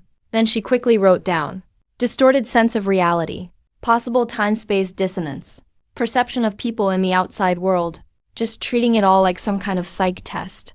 Jiang Yue took a document out of her folder and calmly walked to you. This is a psychological test, just normal protocol. We need to check your current mental state. You looked at the test in front of you and silently nodded. I can cooperate and finish the test. But can you give me a pencil when I'm done? And some scratch paper? No problem, Jiang Yue nodded. You quickly started picking answers. Those psych tests always use the same tricks. They're just checking for antisocial or self-harm tendencies. Of course, you answered all like a normal person, then handed the test back. Jiang Yue handed you some blank paper, along with a mechanical pencil. It's a high security zone, so they can't give you a regular sharp pencil. With the paper in hand, you didn't say a word, just bent down, and started madly scribbling equations from your mind. These are your pulse-jet engine notes. Even if the system uploads the tech right into your head, to really own it, you have to work it out yourself. Seeing your intense, rapid writing, Jiang Yue quietly backed out of the room, back in the monitoring room next door. The thick smell of smoke made Jiang Yue frown. Just as he was about to speak, a young officer rushed in. Captain Li, someone from the Jiang family is here. Officer Li frowned. Let's go check it out. He glanced at Jiang Yue. Dr. Jiang, wanna come along? I'm just about to find a spot to analyze the data. Jiang Yue sat down skillfully, staring at your surveillance feed. Officer Li gave an awkward smile and headed for the reception room. Inside the reception room, Liu Ryan was nervously gripping a paper cup when she saw Officer Lee walk in. She immediately stood up. Officer Lee, I'm Liu Ryan. The one who reported was Zhang Shangwu. He's the suspect in my uncle's fraud case. We've already brought him back. The interrogation is ongoing. If there's any result, we'll let you know as soon as possible. Officer Lee stayed professional. Sorry for the trouble. Officer Lee, Liu Ryan said, anxious and a bit apologetic. My uncle got it wrong this time. Lin Rui didn't commit fraud. I really did hire him to design drones for me. And right now, the drones have already been delivered. We've inspected everything. No problems at all. So we're here to withdraw the case. Sorry for all the hassle. Officer Lee instantly frowned at this. So the drones were delivered. Is this girl out of her mind too? Or do they know Lin Rui has a mental illness and figured the lawsuit would go nowhere, so decided to just drop it? According to what we found, Lin Rui used only 3 days to finish designing the drone. Officer Lee eyed Liu Ryan skeptically. Are you sure you want to withdraw? Yes, we're sure. There really was no fraud. Liu Ryan's tone showed a clear moment of hesitation. 3 days. Lin Rui only took 3 days to build a supersonic Scorpion fighter with a full control system. She thought you'd spent years pouring your heart and soul into it. But turns out, it was just something done in 3 days on a whim. That shocked hesitation was immediately picked up by the seasoned Officer Lee. The police force is a public service, not your personal playground. You can't just drop a case whenever you want. A flash of anger crossed Officer Lee's eyes.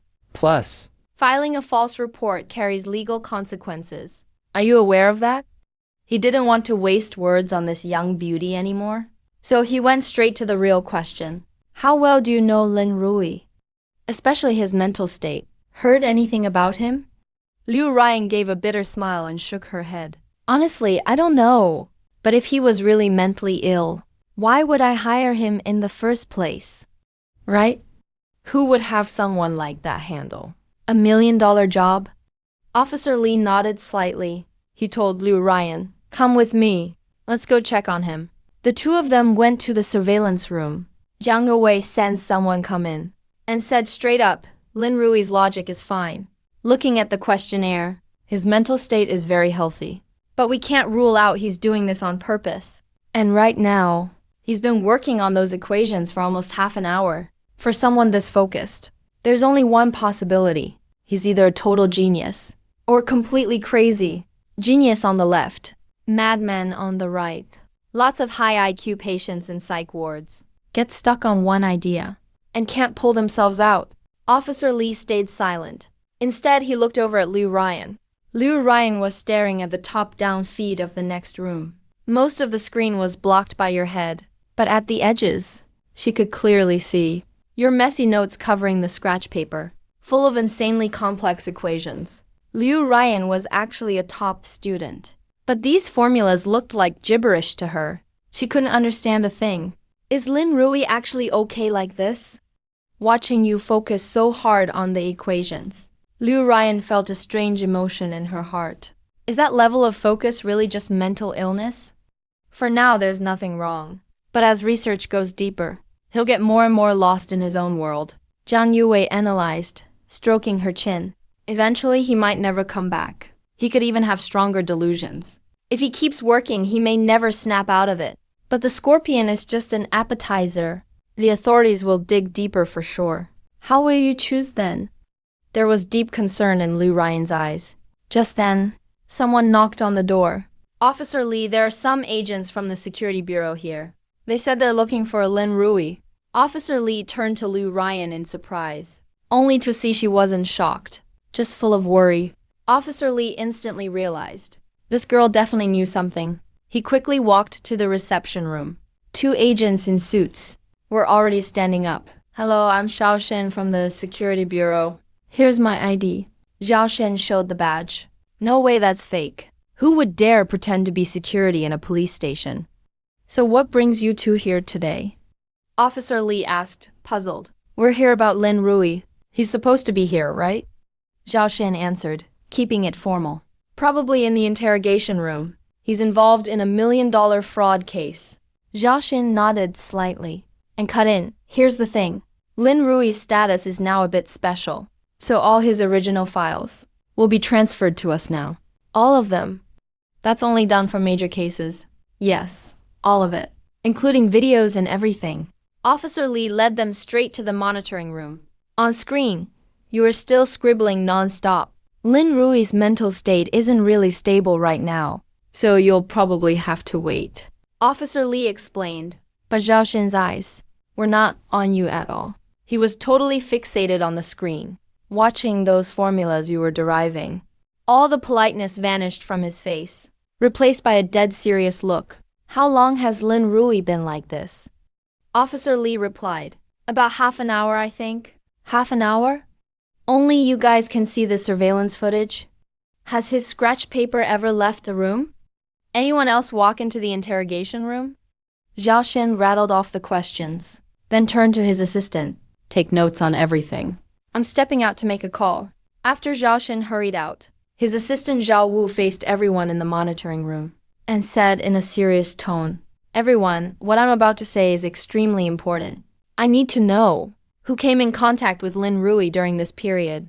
What did you ask them? The whole interrogation process. All video transcripts are sealed and stored. Zhao Wu not only brought out the sealed archive bag, he also pulled out a stack of files. After the investigation wraps up, everyone here has to sign a confidentiality agreement. Confidentiality level is top secret for 10 years. Top secret for 10 years. The monitoring room is so quiet you can hear your heartbeat. Even the college entrance exam secrecy level is only top secret for half a year. Right now, just because you came in contact with a college student tied to telecom fraud, you have to sign a 10-year top secret agreement. Everyone's hearts are shaking. Their eyes all turn to the monitor screen. Officer Lee is briefly stunned. A flash of insight hits his mind. It's all because of what you wrote on the paper. Zhao Xing got serious after seeing the files in the surveillance. That's why he's so stern. The task this guy wrote is tied to national top secrets. Thinking about this, the officer looks at you with totally different eyes. If he's right, you're a real genius. Zhao Xing quickly returns with several security bureau staff carrying toolkits. They divide up the work. A few head straight for Officer Lee's group. The rest begin sealing the data. Zhang Yuwei's assessment report becomes the focus. Zhao Xing examines the report, pauses for a moment. Dr. Zhang, what do you mean? Lin Rui is showing some cognitive issues now. Judging from a medical perspective, Lin Rui's got similar symptoms now. And as he spends more time in research, the symptoms are getting more obvious. Zhang Yuwei gives the most professional assessment, but more observation is needed. Zhao Xing nods slightly, carefully files the diagnosis report away. He leaves the office area. Calls Major General Chun. Sir, after the diagnosis, we suspect Lin Rui might have mental health issues. Chen Zeheng, on the other end, is silent. You're definitely someone who can help Longo break the Western tech monopoly, a national treasure-level talent. But if... The price is you turning completely insane. Chen Ze hesitates for a bit, lets out a deep sigh. Zhao Xing, don't interfere with Lin Rui's decisions. Whether he wants to join the research team or not, it's entirely his choice. Remember a soldier's duty. A soldier's duty is to protect Longuo's people, even if it delays technological breakthroughs. I understand. Zhao Xing hangs up. He takes several deep breaths outside the interrogation room. Only after calming himself down does he walk in. You're still writing intensely at the table. Didn't even look up. Zhao Xin doesn't interrupt, just quietly sits across from you until you finish calculating a little part of the core module. Then you finally look up. Another change of person. Huh. From Officer Lee to the warning cop who made you do the questionnaire. Now it's another stranger. Hello, Lin Rui. I'm with the security bureau. Here's my badge.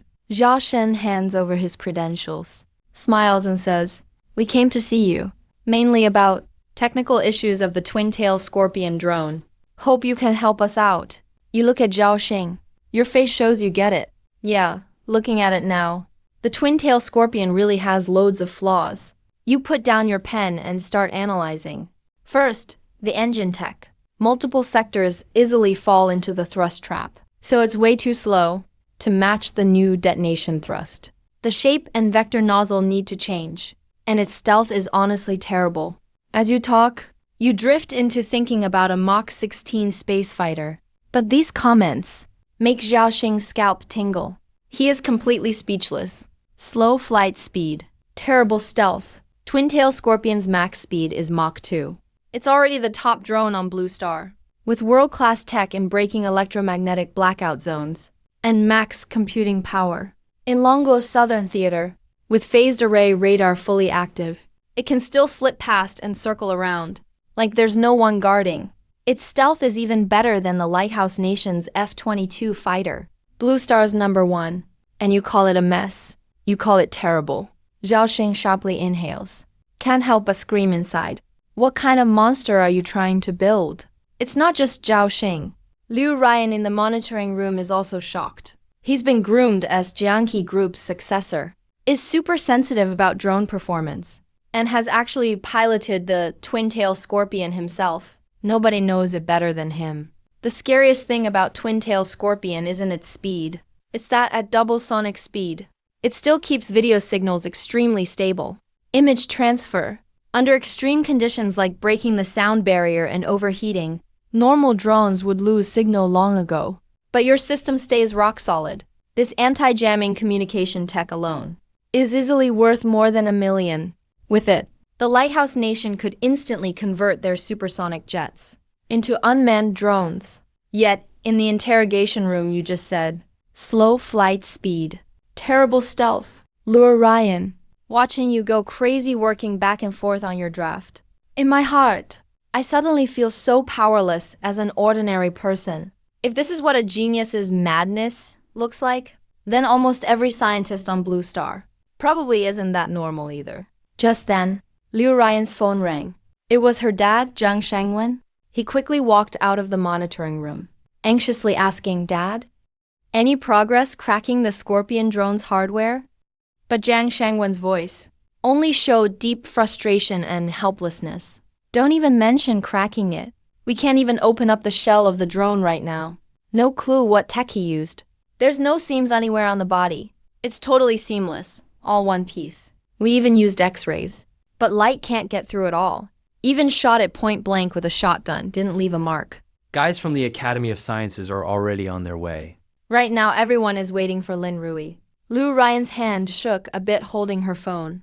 Jianghe Group has gathered the country's best independent hardware teams. And yet, after 2+ hours, they still can't break the drone shell. A drone faster than a missile. Radar can't see it, nothing can break it. If this goes to war, enemy pilots would end up crying all the way home in despair. Liu Ryan subconsciously looked through the glass. "At you in the interrogation room again?" At the same time, inside the interrogation room, Zhao Xing snapped out of his shock.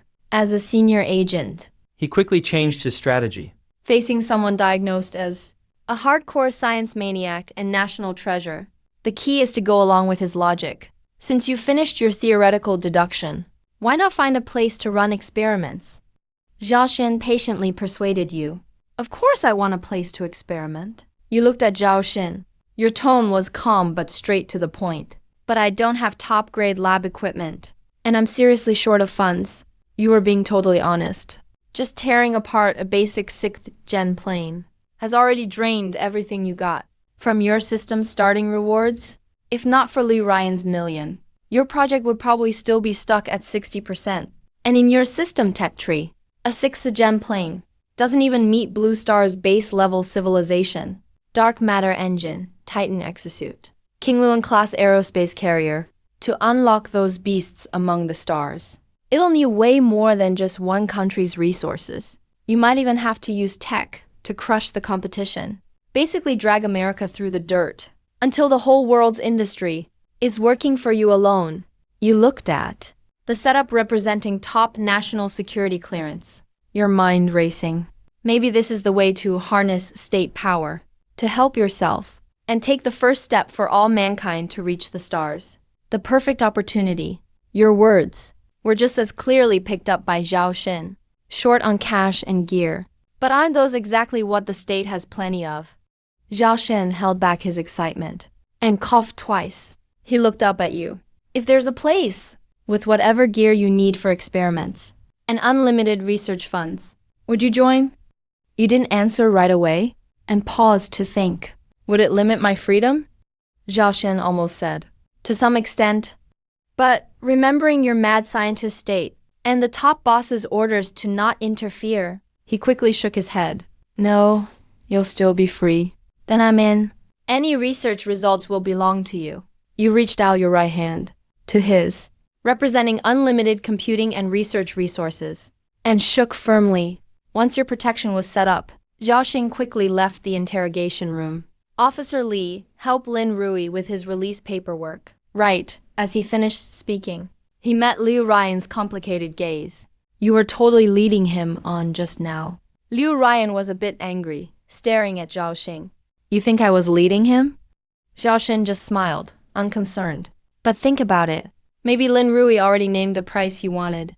Once the release was done, you got your stuff back from the locker. Turn on your phone, missed calls from your parents everywhere. You took a deep breath and called back. As soon as it connected, your mom's anxious voice came on. Baby, are you okay? I'm fine. You felt a little warm inside. That's good. Where are you now? Mom hesitated a second.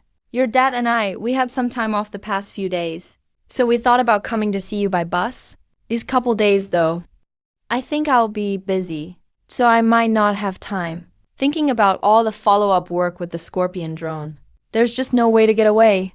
Mom hurriedly hung up. Back at your parents' place far away, Dad Lin nervously asked, what did he say? Mom's eyes were red. Zhao Rui says he's really busy these days. Dad Lin was furious. His counselor actually called the house. Said he got taken by the police. I'm buying bus tickets right now. Hold on, Lao Lin. How could he call us? If he really got arrested?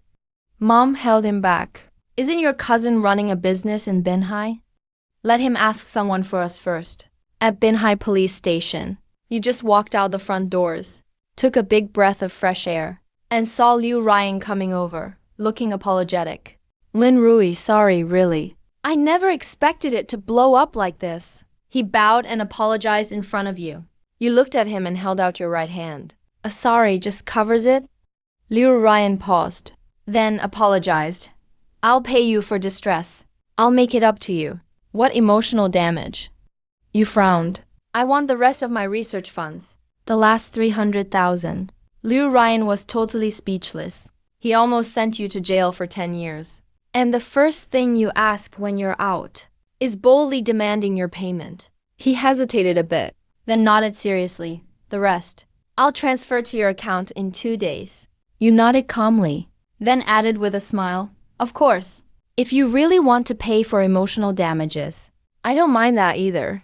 A few black armored vans with military plates raced over. Zhao Xin opened up a special van door. Mr. Lin, please. You didn't hesitate and hopped right in. Zhao Xin and Liu Ryan got in too. The van was headed to Jiang He Group's R&D center. You leaned back in the seat, closed your eyes and fell asleep immediately. After days of intense work on blueprints and simulating a Mach 16 detonation engine at the station, you were just exhausted, totally wiped out. Liu Ryan is sitting next to you. She didn't want to bother him.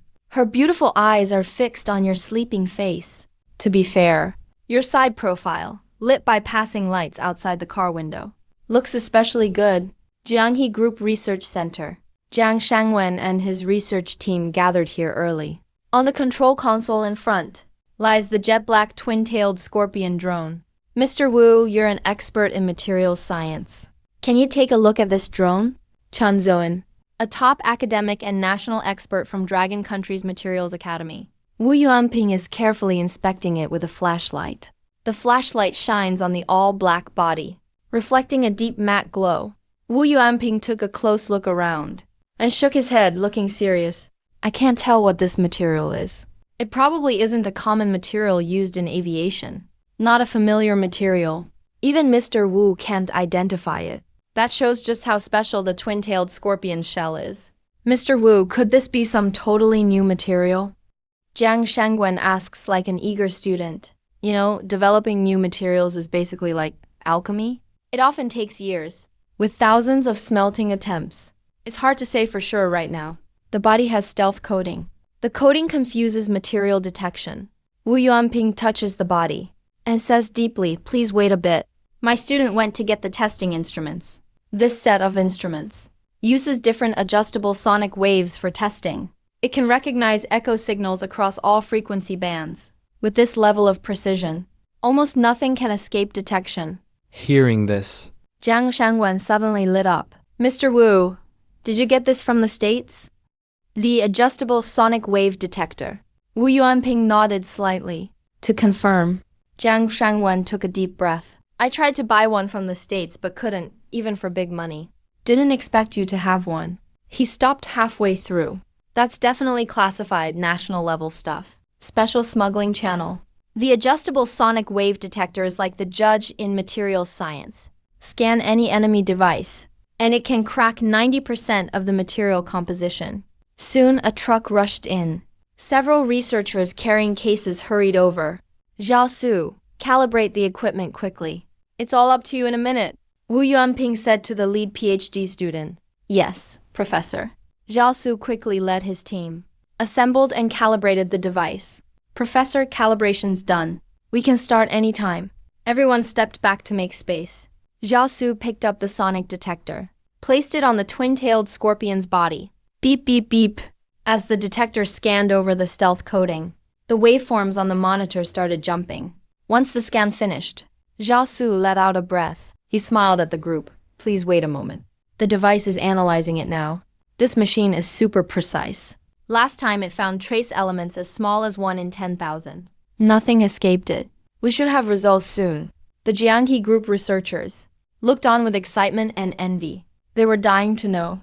This machine that can hit Mach 2. The bulletproof, corrosion-proof black ghost. What amazing recipe. Is it made from? A long beep sounded. The result is out? But as everyone stared at the screen, their faces turned strange. The data analysis results are in. Zhao Su stood by the monitor. He couldn't see the screen, but noticed everyone's weird expressions.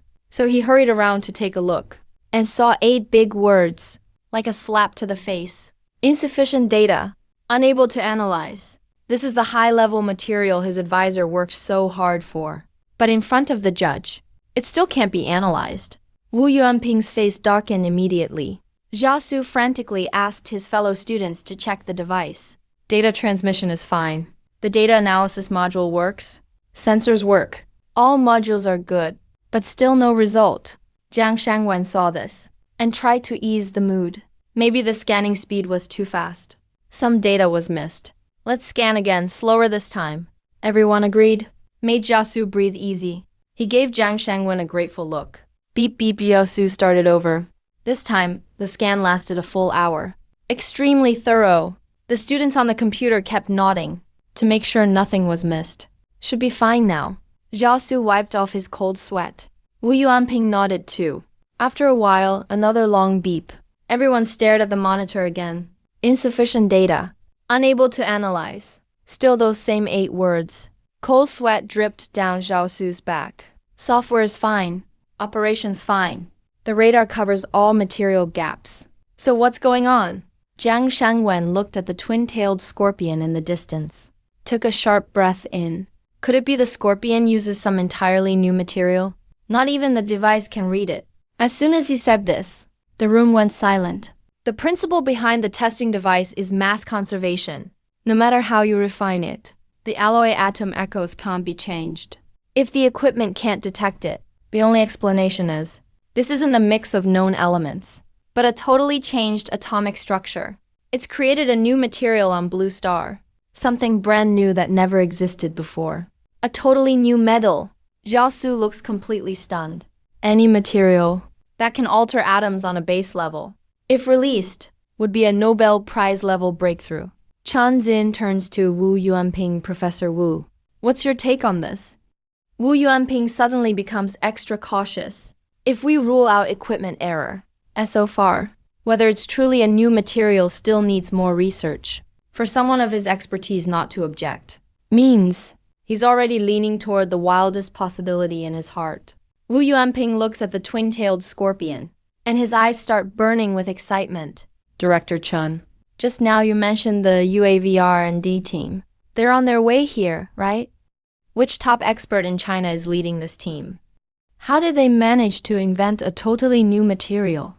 Hearing Wu's question, Chen Zehan helped but give a wry smile. What do you think are the chances? A single person could develop this kind of material alone? Wu Yuanping shakes his head seriously. Almost impossible. Developing a new material isn't like cooking dinner. You need to use the strong nuclear force to reorganize things on the atomic level. That process requires billions in equipment, not to mention burning through billions of dollars and going through thousands of failed trials. An individual. There's no way one person could foot that bill or put in that effort. At this point, Jiang Shangwu, who hasn't spoken yet, steps forward. I've been in the drone market for years. Like Professor Wu said, whoever made the twin-tailed scorpion must have a seriously powerful team behind them. There's no way it was just one person. Everyone falls silent. Seeing this, Jiang Shangwu keeps sharing his thoughts. But the current info says, Lin Rui put this thing together alone in a rented, rundown warehouse in just 3 days. So there's only one answer. He's just a front that was put in the spotlight. This idea plunges the whole room into an icy silence. If the new material had already been stockpiled, there's no way the twin-tailed scorpion was built in 3 days. Someone went to a lot of trouble to hand this revolutionary fighter to the military. But why? As a high-ranking officer, Chen Zhen instantly gets on guard. He seizes on this opportunity And throws out 2 direct questions. Professor Wu, you know material science better than anyone. Are there any Chinese labs working on this kind of material? Could you not know? Let's say, if it was really developed here, they would have handed it over to the state long ago for riches and titles. Why would it come out through some college student instead? So, is this thing really homegrown? Every word Jiang Shangwu says hits hard. This is exactly what Chen Zhen was worried about.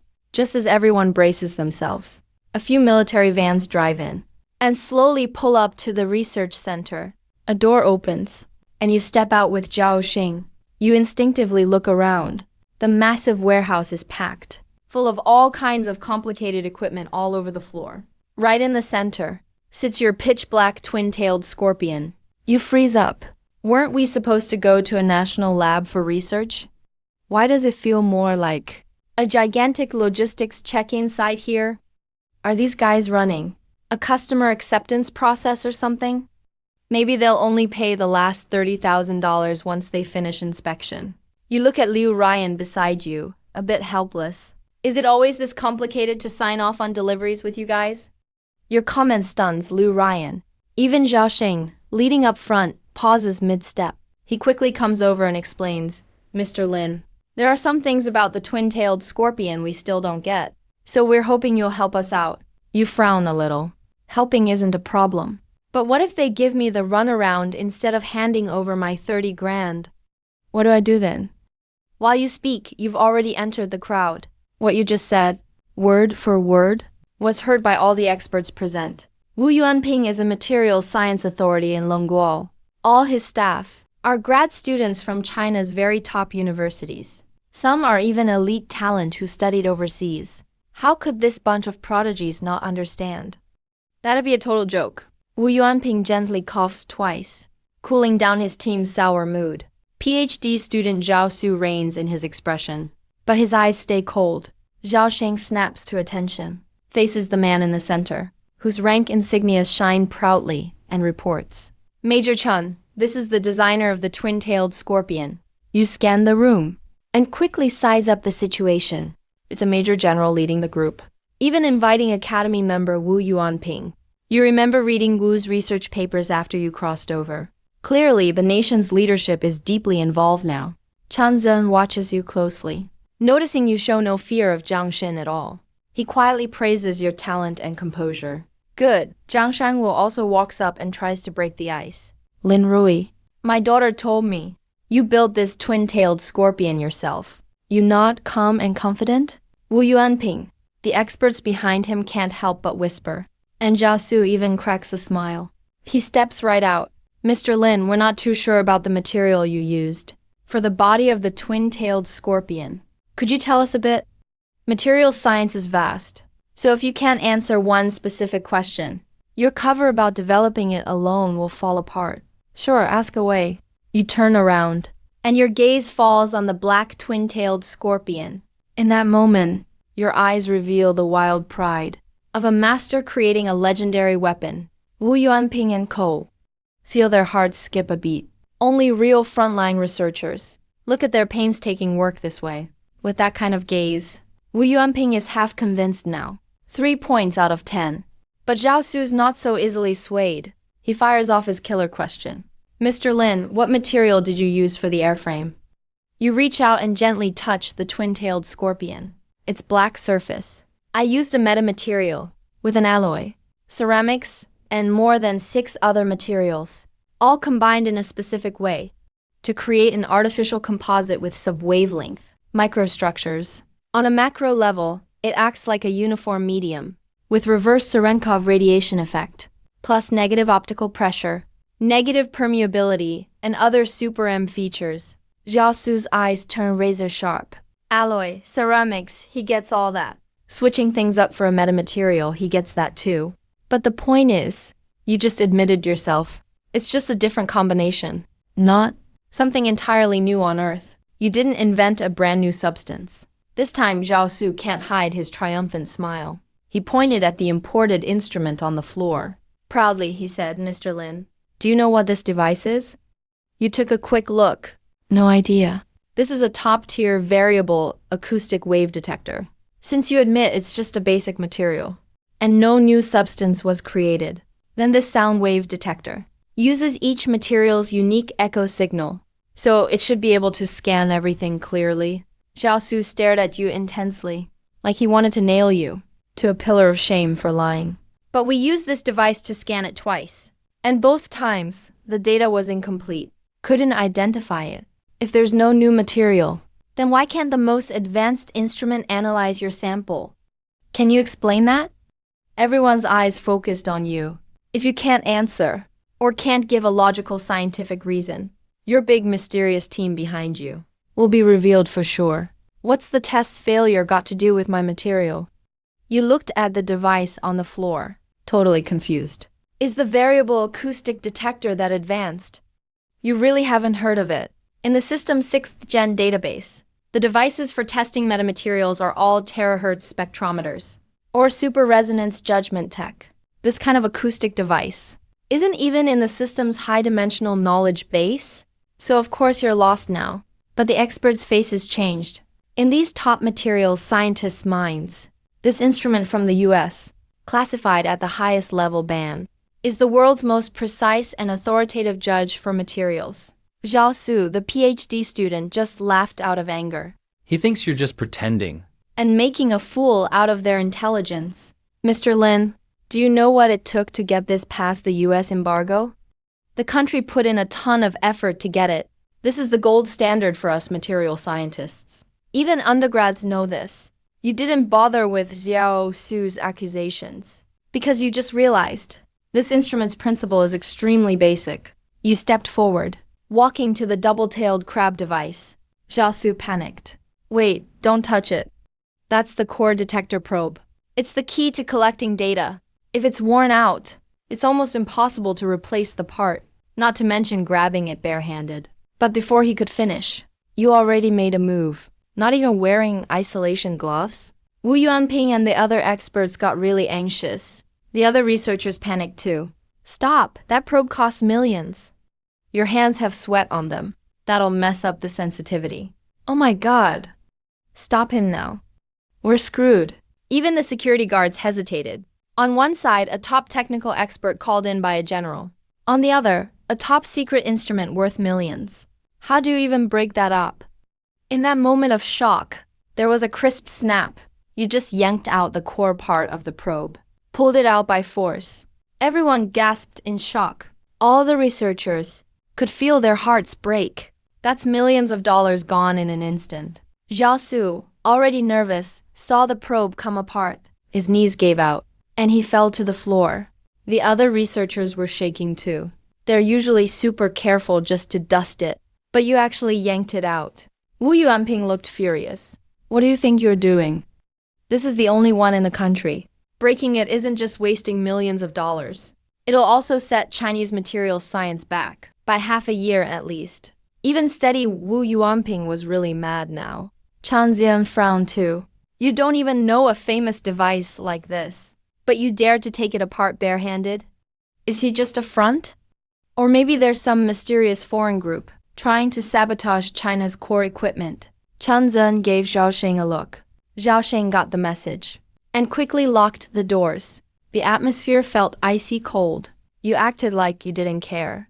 Looking down at the probe you just pulled out, Zhao Su was furious and rushed over. You just broke important national gear. How are you going to make up for it? Shut it, you snapped back without hesitation. You casually turned the inner core probe a bit and took it out. This whole device works by using acoustic echoes, right? But the probe is made from some random alloy. That's not the right material. You should use something with better conductivity. As for the processing, it might be tricky, but not really hard. Your casual tone totally set Zhao Su off. You just touched the device for a minute, and you dare say this world-class tech is lame? You looked up at him, judging by what you said. This was an expensive, hard-to-get device for China, right? Zhao Su gritted his teeth. Yeah, it cost over 10 million US dollars. Then you guys totally got ripped off. You tossed the carbon probe on the table and added, in my opinion, the whole thing, at most, is worth 2 million yuan, tops. The moment you touched the instrument, the system just scanned it once and made a judgment. Variable sonic material detection device. Industrial waste. In the eyes of the system, there's no need to even analyze how this pile of scrap metal works. A single glance tells you everything. Su sneers out of rage. 2 million Longguo yuan. Are you out of your mind? Last time the probe had a bad connection. We had to grovel and invite some Lighthouse Nation experts to come and do repairs. Just the repair fees cost 3 million Longguo yuan. You completely ignore his roaring. Instead, you casually take out your phone and type a few things, then put it back in your pocket. I told you, you got ripped off. Wu Yuanping slowly steps forward, suppressing his fury. Lin Rui, young friend. You say you want to use a metal to replace the carbon pin? Do you have any technical documents to support this? No. You shake your head without hesitation. The whole crowd is in an uproar. Chan Zhen's patience is also running thin. But that's fine. You casually glance at your wrist.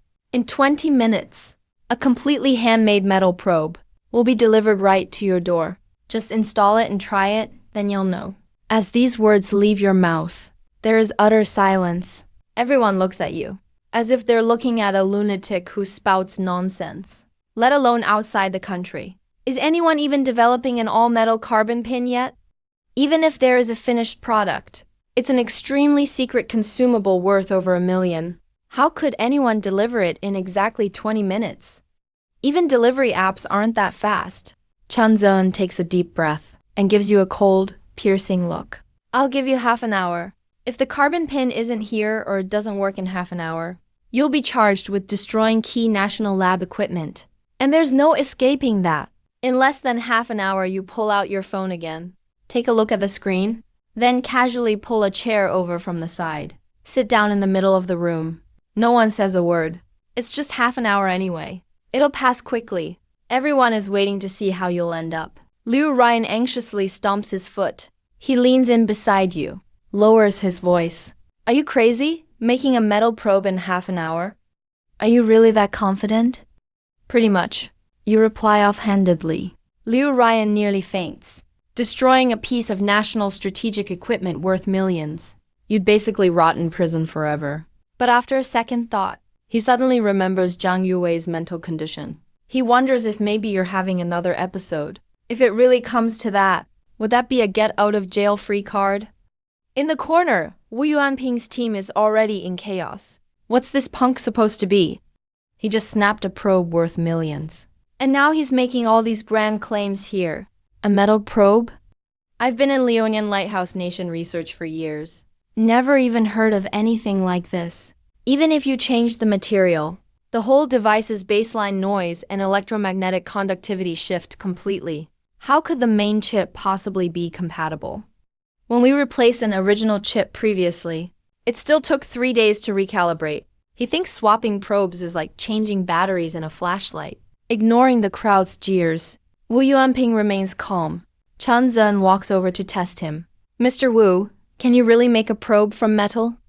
Not only can you, it actually performs exceptionally well in conductivity. Wu Yuanping sighs. But the issue is with the weakest link. If the probe's conductivity is too high, the massive influx of data will directly overwhelm the backend's analytics. This outdated equipment from years ago simply can't handle it. Chen Zhuzhen suddenly understands and nods. So it's not even a matter of swapping the probe. The whole ecosystem just can't handle it. Just as everyone is talking, 20 minutes fly by. You remain calmly seated with your eyes closed. No one is seen bringing anything in. Dr. Su, unable to hold it in, lets out a cold laugh. He strides over to you. Looking down at you, he questions Mr. Lin. 20 minutes are up. Where is your metal probe? You slowly open your eyes. A relaxed smile appears at the corner of your mouth. No rush, here it comes. Just as you finish speaking, above the factory, a deep engine rumble suddenly echoes. Everyone sees a pitch-black, medium-sized hummingbird drone, like a phantom, descending as its hatch opens. It accurately drops a container of alloy parts. The whole room falls completely silent. Zhao Shen immediately runs out, retrieves the container, and respectfully hands it to you. You casually rip open the packaging and pull out a slender silver metal probe. The silvery white metal glimmers coldly. This is indeed a physical feature of an all-metal component. Wu Yuanping's pupils suddenly contract. How is this possible? A metal part handmade in 20 minutes. That's more intricate than a strand of hair? Su swallows hard in shock. His mind is completely blown. Didn't you just say? You've never even heard the name of this multi-million-dollar equipment. So how did you make a compatible part? Playing dumb to get ahead. You totally planned this in advance. Playing dumb to get ahead. Those overseas researchers who were mocking you earlier are now speechless. Jiang Shangwan can't help but smile. This kid is not just a genius. He's on another level. Right as the crowd is still stunned, you leisurely walk up to the multi-million-dollar equipment. Su finally snaps out of it and shouts to stop you. Even if you switch the probe, there are hundreds of thousands of underlying device parameters. They will all need to be recalibrated. That is an extremely complex electromagnetic conductivity adjustment project. Even as a PhD, he's only ever used this American-made device at a basic level. But before he can finish, you right in front of him, just like playing with Legos, very casually, even roughly, jam the handmade metal probe right into the core head. Everyone is stunned. That's it. You just stuck it in? Didn't even discharge the static? That's a multi-million-dollar US-made machine. And you're playing around like it's a game, plugging in a NES cartridge? If you don't know what you're doing, just stand aside and watch. Don't talk. You grumble impatiently and flip open the main control panel because the core conductor was swapped across generations. The whole interface instantly flashes red. Alarms blare everywhere. The parameters are completely messed up. You can't even be bothered to look. You walk over to the operations control desk, pat the sweating technician on the shoulder. Bro, mind letting me through for a sec? You sit down, glance at the overwhelming control panel, and frown. What's the point of just opening the upper-level interface? Where's the control for the underlying kernel program? The technician quickly explains. The internal program is completely packaged. We can only view the result data. If we want to make changes, we have to commission the original foreign manufacturer. You nod slightly at this. This is indeed the current norm in the domestic research community. It's common to be strangled by foreign restrictions. They only leave you with an interface. They won't even give you access to the underlying logic. Not only can they monitor your research progress, they can even secretly plant backdoors when they decide to sanction you. It's totally up to their mood. You want independent R&D? Sure, but during the long vacuum before domestic systems are developed, your research has to come to a halt. This is exactly the tactic the US relies on time and again. You have no intention to tolerate this at all. You never even asked about buying a custom version. Your fingers blur across the keyboard. You switch to the computer's backend. The technician is completely stunned by your actions. Mr. Lin, what are you doing? Lines of code cascade down the screen like a waterfall. You're actually forced decoupling the underlying framework. What's called framework is really just encrypted packaging. Some even use insane randomization. Forcefully decrypting could cause the software to self-destruct. But in the face of your god-level computing power, these shoddy backdoor locks are basically made of paper. They break with a poke. The entire screen scrolls with code, just like in the Matrix. All the tech staff behind you look at you like you're some kind of monster. This is more than just technical familiarity. This is top-tier hacker level work. Jiang Shangwen is dumbfounded too. He turns his head and whispers, "Why didn't you tell me earlier that Ling Rui is also this good at computers?" Liu Ryan pouts. "How would I know? I only asked him about drones. Who would have thought? He also comes with hacker-level decoupling skills." Jiang Shangwen feels a chill inside. No wonder this kid is so fearless in the face of such a big scene. He's truly a freak. Right now, you have completely torn open the first layer of packaging defense. Unlike usual, you didn't spend 10 days or half a month cleaning up this spaghetti code. Instead, you went straight in, directly into a few core modules, boldly rewriting the original code. This move completely overwhelms the programmers around you. Damn, you're blindly editing after decoupling. What kind of operation is this? This is insane. This kind of multi-million-dollar bound software? If there isn't a backup and it crashes, the hardware is all done for. And if you ask foreigners to fix it, they'll immediately know we hacked it. They could even sue us for infringement and breach of contract. The researchers are all worrying anxiously. But the moment you hit enter to save the changes to the main function, it's already too late. While most are shocked and worried, Chen Zhen and Wu Yuanping, the two authorities, remain perfectly calm. Chen Zhen looks at Wu Yuanping. "Mr. Wu, what do you think? This Ling Rui may be backed by a team.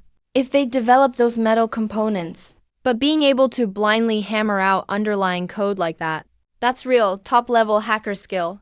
Wu Yuanping takes a sip of tea, giving a candid assessment. This kid is an absolute genius. But those tens of millions worth of equipment, Chen Zhen hints. If it's broken, so be it. Money can always find a way. But in frontier research, throwing lots of people at it only speeds up the weaving.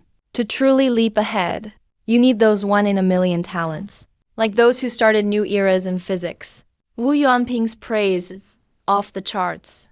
Chen Zhen pauses. "So you think he's worth whatever it takes for the country to cultivate him?" Wu Yuanping shakes his head with a smile. "An extraordinary sword. But who will control the hilt is still unknown. For all we know, all this tech crammed in his head has already caught the eye of some other major country. While the two authorities are still probing each other, you hit the final enter key, breaking the dead silence in the room. All done, ready for testing. As soon as you say that, Zhao Su is the first to jump up. He urgently calls Junior. Get the calibration board." Calibration board, a composite board with all material components known, used specifically to check instrument accuracy. Zhao Su grabs the probe with the metal tip and puts it right on the calibration board. Everyone holds their breath, staring at the monitor. Beep beep, the instrument startup sound. It actually runs with your rewritten base code. It really works. 10 seconds later. A long string of data flashes on the screen. Copper 12, magnesium 11, iron 3, aluminum 2, a total of 25 elements. All analyzed perfectly. Zhao Su's hand holding the calibration board is shaking, like he's just seen a ghost. This is unreal. All 25 elements have been detected. It even caught trace nickel at 1/1000th content. Academician Wu, the accuracy is exactly same as the original probe. Minimum division recognition is spot on. On hearing this, the usually composed Wu Yuanping immediately stiffens up. All the researchers nearby break into deafening cheers. It's really done. Switch out the probe. Foreigners can no longer charge us 3 million. Now we can swap them ourselves. We don't have to play second fiddle to them anymore. Plenty of researchers are moved to tears on the spot. Before, when they did experiments, they were afraid the US would strangle them by restricting supplies. Now you just casually made a new probe and opened up the kernel software. That's like completely disabling their sanction tools. Wu Yuanping quickly walks up to the monitor. his body visibly trembling with excitement. Xiaosu, are you sure? Test a few more times. We can't afford any mistakes. Beep beep, more tests in a row. The results are spot on. That's awesome. Wu Yuanping finally let out a sigh. He turned around, excited, and grabbed your hand. Lin Yu, my friend, you've helped us in a huge way. You have no idea. We bought this equipment, but unless we had no other choice, we didn't dare use it. Last time it broke down, we had to beg foreign experts to fix it. But now that you've solved it, every stuck project at the Dragon Country Institute of Materials Science can move forward again. You know the pain of researchers too? Instinctively, you grip Wu Lao's hand back.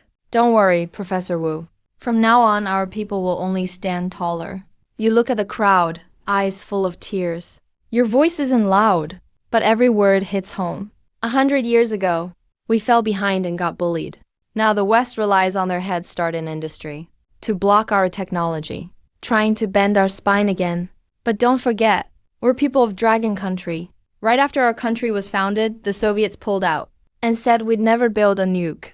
We faced down nuclear threats and still built a hydrogen bomb with just our hands. Afraid of blockades? No way. We've never been scared of blockades. Today, if they choke us, we'll fight them right here. That simple line made every researcher there feel a rush of pride. Let's go. From now on, we're done bowing to foreign companies. Though we're low in rank, we never forget our country. We'll work hard no matter what. The crowd felt fired up. Wu Yuanping looked at you and nodded deeply. Dr. Su walked up, looking guilty, and bowed.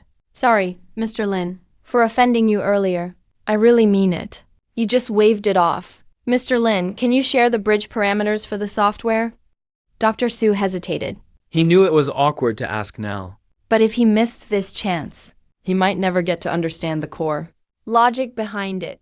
Software algorithms. That's the real core of high-end tech replication. The room went silent again. Everyone waited, holding their breath. You shook your head, about to answer. But Wu Yuanping quickly stopped Xiao Su, afraid you'd shut him down for good. You looked at Wu Yuanping, confused. Professor Wu, that's not it. I'm not hiding the parameters. They're just not finalized yet. They still need adjusting. After all, this machine hasn't actually been fully tested yet. The calibration board is already spot on. So what more can we do? Wu Yuanping and Chen Zhen looked at each other. He just said there's more testing needed. Is he about to show all his cards? Is that secret high-level team behind him about to be revealed? Wu Yuanping took a deep breath. Comrade Lin, whatever experiment you need, we'll do everything to help, no matter what it costs. This code must stay in our country. You looked at him and replied calmly. I asked to swap the probe at first, because the factory one was too weak for electricity, not accurate enough. I used an alloy instead, to get better precision. Everyone suddenly understood. At the start, it was because the imported machine couldn't analyze the Scorpion's metamaterial. That's why you decided to change the probe. And then you pulled off a string of genius moves. That amazed everyone so much they forgot your original goal. You went on, saying during decoupling, I found the original code was total trash, so I just wrote my own software, a filtering algorithm, to match the new probe. That hit the room like a hammer, shattering every researcher's limits there, calling the Lighthouse Nation's top secret code garbage, and just throwing in your own algorithm. You boosted the original device's accuracy to a whole new level. It's like switching out a tractor engine for a hidden drive from a spaceship. Just like that. Wu Yuanping felt woozy. His legs buckled, and he almost fell. A student rushed to steady him. He took a few deep breaths, his eyes suddenly ablaze. Lin, get your team to test right now. All of our country's top scientists will do whatever it takes to back you up. Anything you or your team need, just ask. You pointed to yourself, totally shocked. I don't have a team. No team? So the Scorpion probe and the decoupled core code, you did it all alone? Chen Zehen thought if he believed that, he'd be totally crazy. He asked, just to check. Then what did you mean by we just now? You raised your right hand, pointed at yourself, then made a circle to include Wu Yuanping, Zhao Su, and the others. Your meaning was clear. You meant you, plus all the scientists here. Chan Zeng was shocked that a single pronoun threw him for a loop. He waved that off and chuckled at himself. Well, go on with your test. You didn't hesitate. Turned to Zhao Su. Doctor, give me a hand, please. Sure. By now Zhao Su had total respect, eyes full of admiration for your skills. In front of you, Wu's whole top team became your assistants instantly. The probe scans the scorpion. Testing starts. You sit down at the console. I'll watch the program module. Zhao Su handles the probe carefully, puts it back on the scorpion, the jet black device body. Before, even an hour couldn't get results. But with the metal probe and your algorithm, it only takes a few seconds. Beep beep, a clear signal rings out. On the monitor, lines of data pop up fast. The researcher recording the data cried out, "It's done." 35 substances found. Zhao Su tossed the probe and rushed over, staring at the screen's material breakdown. His face changed. He saw a trace element making up just 1/10,000th. Wait, 1 in 10,000? The accuracy reached 1 in 10,000. Zhao Su was amazed. That's 100 times more precise than stock. The whole room blew up, boosting materials' accuracy by 100 times. Means from rocket engine metals to critical medical equipment parts. Every industry's toughest materials challenge will be easily solved. The probe is fixed. Code is refactored. Local military plants can easily make the shell. Year 1 for the home market. Year 2. We'll dump this junk all over the world. Let the US see what a real chokehold is. The whole lab erupted in deafening cheers. Chan Zeng turned to Wu Yuanping. Professor Wu, you keep an eye out here. I need to make a call. He knew the surprise you brought was enough to shock the highest levels. But right in the middle of this wild joy, you looked at the data on screen and slowly furrowed your brows. Wait, something is wrong here. How could this be the result? These 3 sentences of yours were like a bucket of ice water, stopping everyone's excitement right away. The result is wrong? The crowd's freshly ignited joy took a roller coaster ride with your words and instantly hit rock bottom. Everyone's gaze sharply snapped back to you. Sue's anxious voice was trembling. Mr. Lin, what exactly is the problem? My twin-tailed scorpion drone. Its body is a mix of 42 materials. A new metamaterial. You rapidly typed to check the code, explaining without looking up. But this machine only identified 35 types. So the device's accuracy is still too low. Accuracy is too low? It's at an insane 1 in 10,000. And you still think it's not enough? Sue blurted out by instinct. Could it not be the machine's fault? And the scorpion lacks the materials? But halfway through his words, he suddenly swallowed the rest. After all, you built the drone yourself. How could you not know its exact makeup? Though the data is real, it clearly fails to meet your needs. This means there's room to improve. Hearing this, Wu Yuanping felt a tight squeeze on his heart. his right hand grabbing his chest. Quick! Professor Wu is having an attack. A reckless student yelled in panic. Who has the herbal pills? Bullshit, he needs heart pills. A few knowing students grabbed the meds and shoved them into Wu's mouth. Wu took several deep breaths to recover. He had too many scares today. A few more of this kid's crazy remarks, and his old bones would surely give out. He had no time to rest now. Pushing the students aside, he quickly rushed over to you. Comrade Lin, you're saying we can boost accuracy more? Yeah, no problem. You kept staring at the modules, pushing the keyboard away half an hour later, stretching in pure disgust. This program's logic is just a pile of trash. The hardware is full of holes too. I really don't know how this industrial junk could sell for thousands. Everyone looked at each other.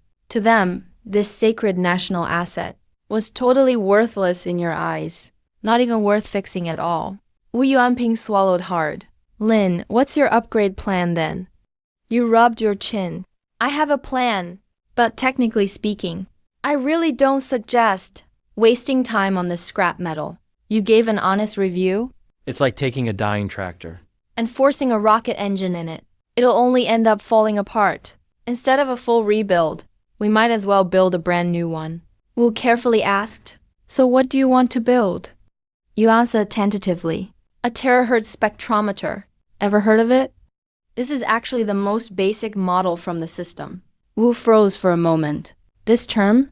He seemed to have seen in a cutting-edge paper, but couldn't recall it right now. Seeing Wu's puzzled face, you sighed inside. As expected, this stuff is way too advanced. For Earth right now. Right then. Sue frowned and said, Mr. Lin, are you talking about the terahertz material reflection spectrum method? You nodded and confirmed, yes. Is that what you call it? After confirming, Sue's shock grew even deeper. But terahertz testing tech was just proposed abroad days ago as a purely theoretical idea. It hasn't even been lab tested. How could it be built in real life? As Dr. Sue said this, the crowd sobered up a bit. Any advanced theory leaving the lab to become a stable working device must cross a 3 to 5 year valley of death, burning tons of funds for trials.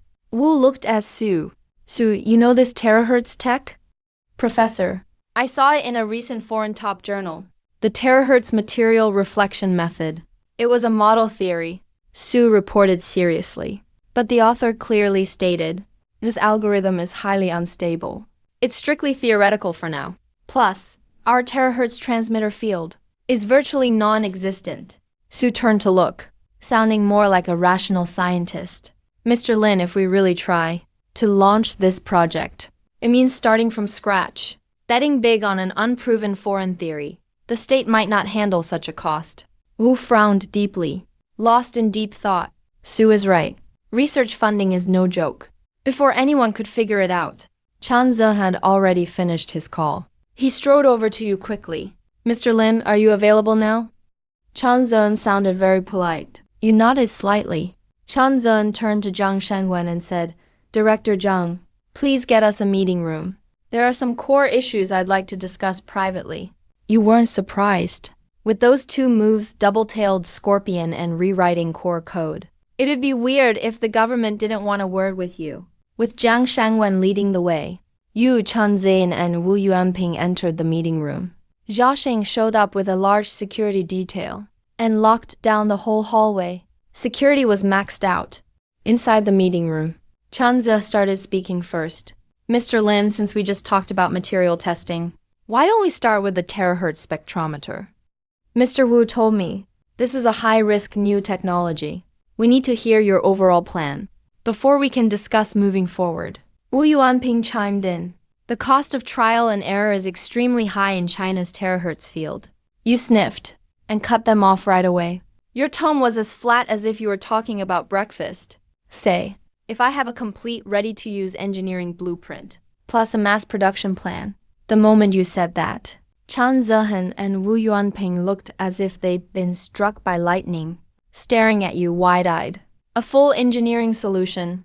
That means skipping 3 to 5 years of lab trial and error, going straight to top-level results, and hitting industrial-scale production. You know, even the states haven't totally figured out the theory yet. If this machine can actually be built, China's material testing equipment will instantly outpace the West by 10 years.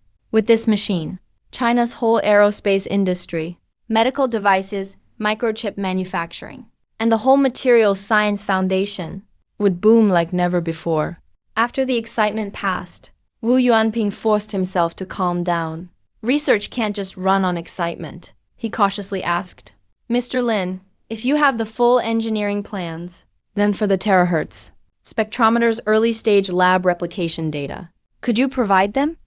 So we can check its viability. When you heard that, your face turned awkward. The early-stage lab data. That's basically the trial and error from 0 to 1. But the thing is, in the system's tech tree, a terahertz spectrometer is like a ruler or caliper. It's one of the oldest, most basic tools. That's like showing someone the multiplication table. But then they want a multi-thousand-word proof of why 1 equals 2 from basic math theory. How the hell do you even write that? The system doesn't even store that kind of nonsense. Seeing your troubled face, Wu Yuanping's heart sank. Mr. Lin, is it inconvenient to provide them? Or he stared sharply at you. Chan Zian held his breath on the side. He looked like he was asking for data, but he was really feeling you out. Is there really that legendary secret research team behind you? After all, you're only in your early 20s. Who'd believe? something that could overturn global materials science, came from a college kid in a rented room? If there's really a team behind you, as an agent, of course you can't share core secrets. Your brain was racing. You decided to bring out the terahertz spectrometer. You not only want to help China crush the US, but you also had your own agenda. In the system's galactic tech tree, the terahertz detector is the prerequisite for terahertz array communications. You have to build it first. To unlock deeper space in comes tech. Since everyone's convinced you have a super team behind you, might as well play along and act the part. You cleared your throat, forced yourself to look troubled, and said, "To be honest, Mr. Wu, the early data really involves classified info. And I can't decide that alone. But I can guarantee the blueprints are solid. Instead of focusing on the early test data, why not just build a prototype and see for yourselves?" Wu Yuanping and Chen Zhen exchanged looks, and oddly they felt relieved. So he really does have a national, maybe even higher level secret team behind him. Now it all made sense. Wu Yuanping stopped worrying about the team and quickly shifted the topic back to equipment. "Mr. Lin, if we're building a prototype, how much early stage R&D funding do you need?" You secretly breathed a sigh of relief and slowly held up one finger. "Just need to buy some rare metals, and the system will make the basic structure." Wu Yuanping took a sharp breath. He leaned forward a bit. 10 million or 100 million. The US has dumped over $1 billion into this over 10 years, and they still haven't cracked it. 100 million RMB is dirt cheap. You shook your head. Chan Zheng frowned. 1 billion. That level of funding isn't impossible, but it'd need high-level military approval. For a strategic device that could break the West's monopoly, 10 billion for R&D isn't much. You're pretty bold. You shook your head again. Wu Yuanping's face changed. His voice even trembled. Hundreds of billions. That's a problem. Over 100 billion RMB is what it takes to build an aircraft carrier. That's a national-level project. Chan Zhen's face darkened too. He thought you were a patriotic kid. But now, the team behind you looks greedy as hell. Seeing their wild guesses running off track, you quickly put down your finger. "Wait, leaders. I don't need 1 billion, not even 100 million. Just 1 million RMB. That covers tech transfer and blueprint decoding, plus the prototype build." The room went dead silent. Wu Yuanping shot to his feet. So fast he knocked over his chair and didn't even notice. You said how much?" 1 million. You were startled by him.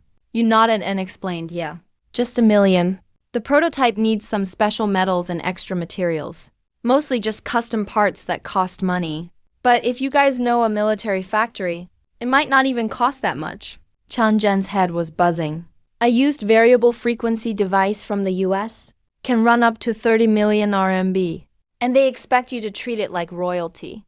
But now, you're offering a 10 years ahead terahertz drive, full blueprints, and everything included, for just 1 million in materials. And if it's made at a military plant, they won't even need to pay labor. Is this even a research deal? This is basically a giveaway." Chan Zhen felt his heart racing. So this is what a real tech breakthrough feels like.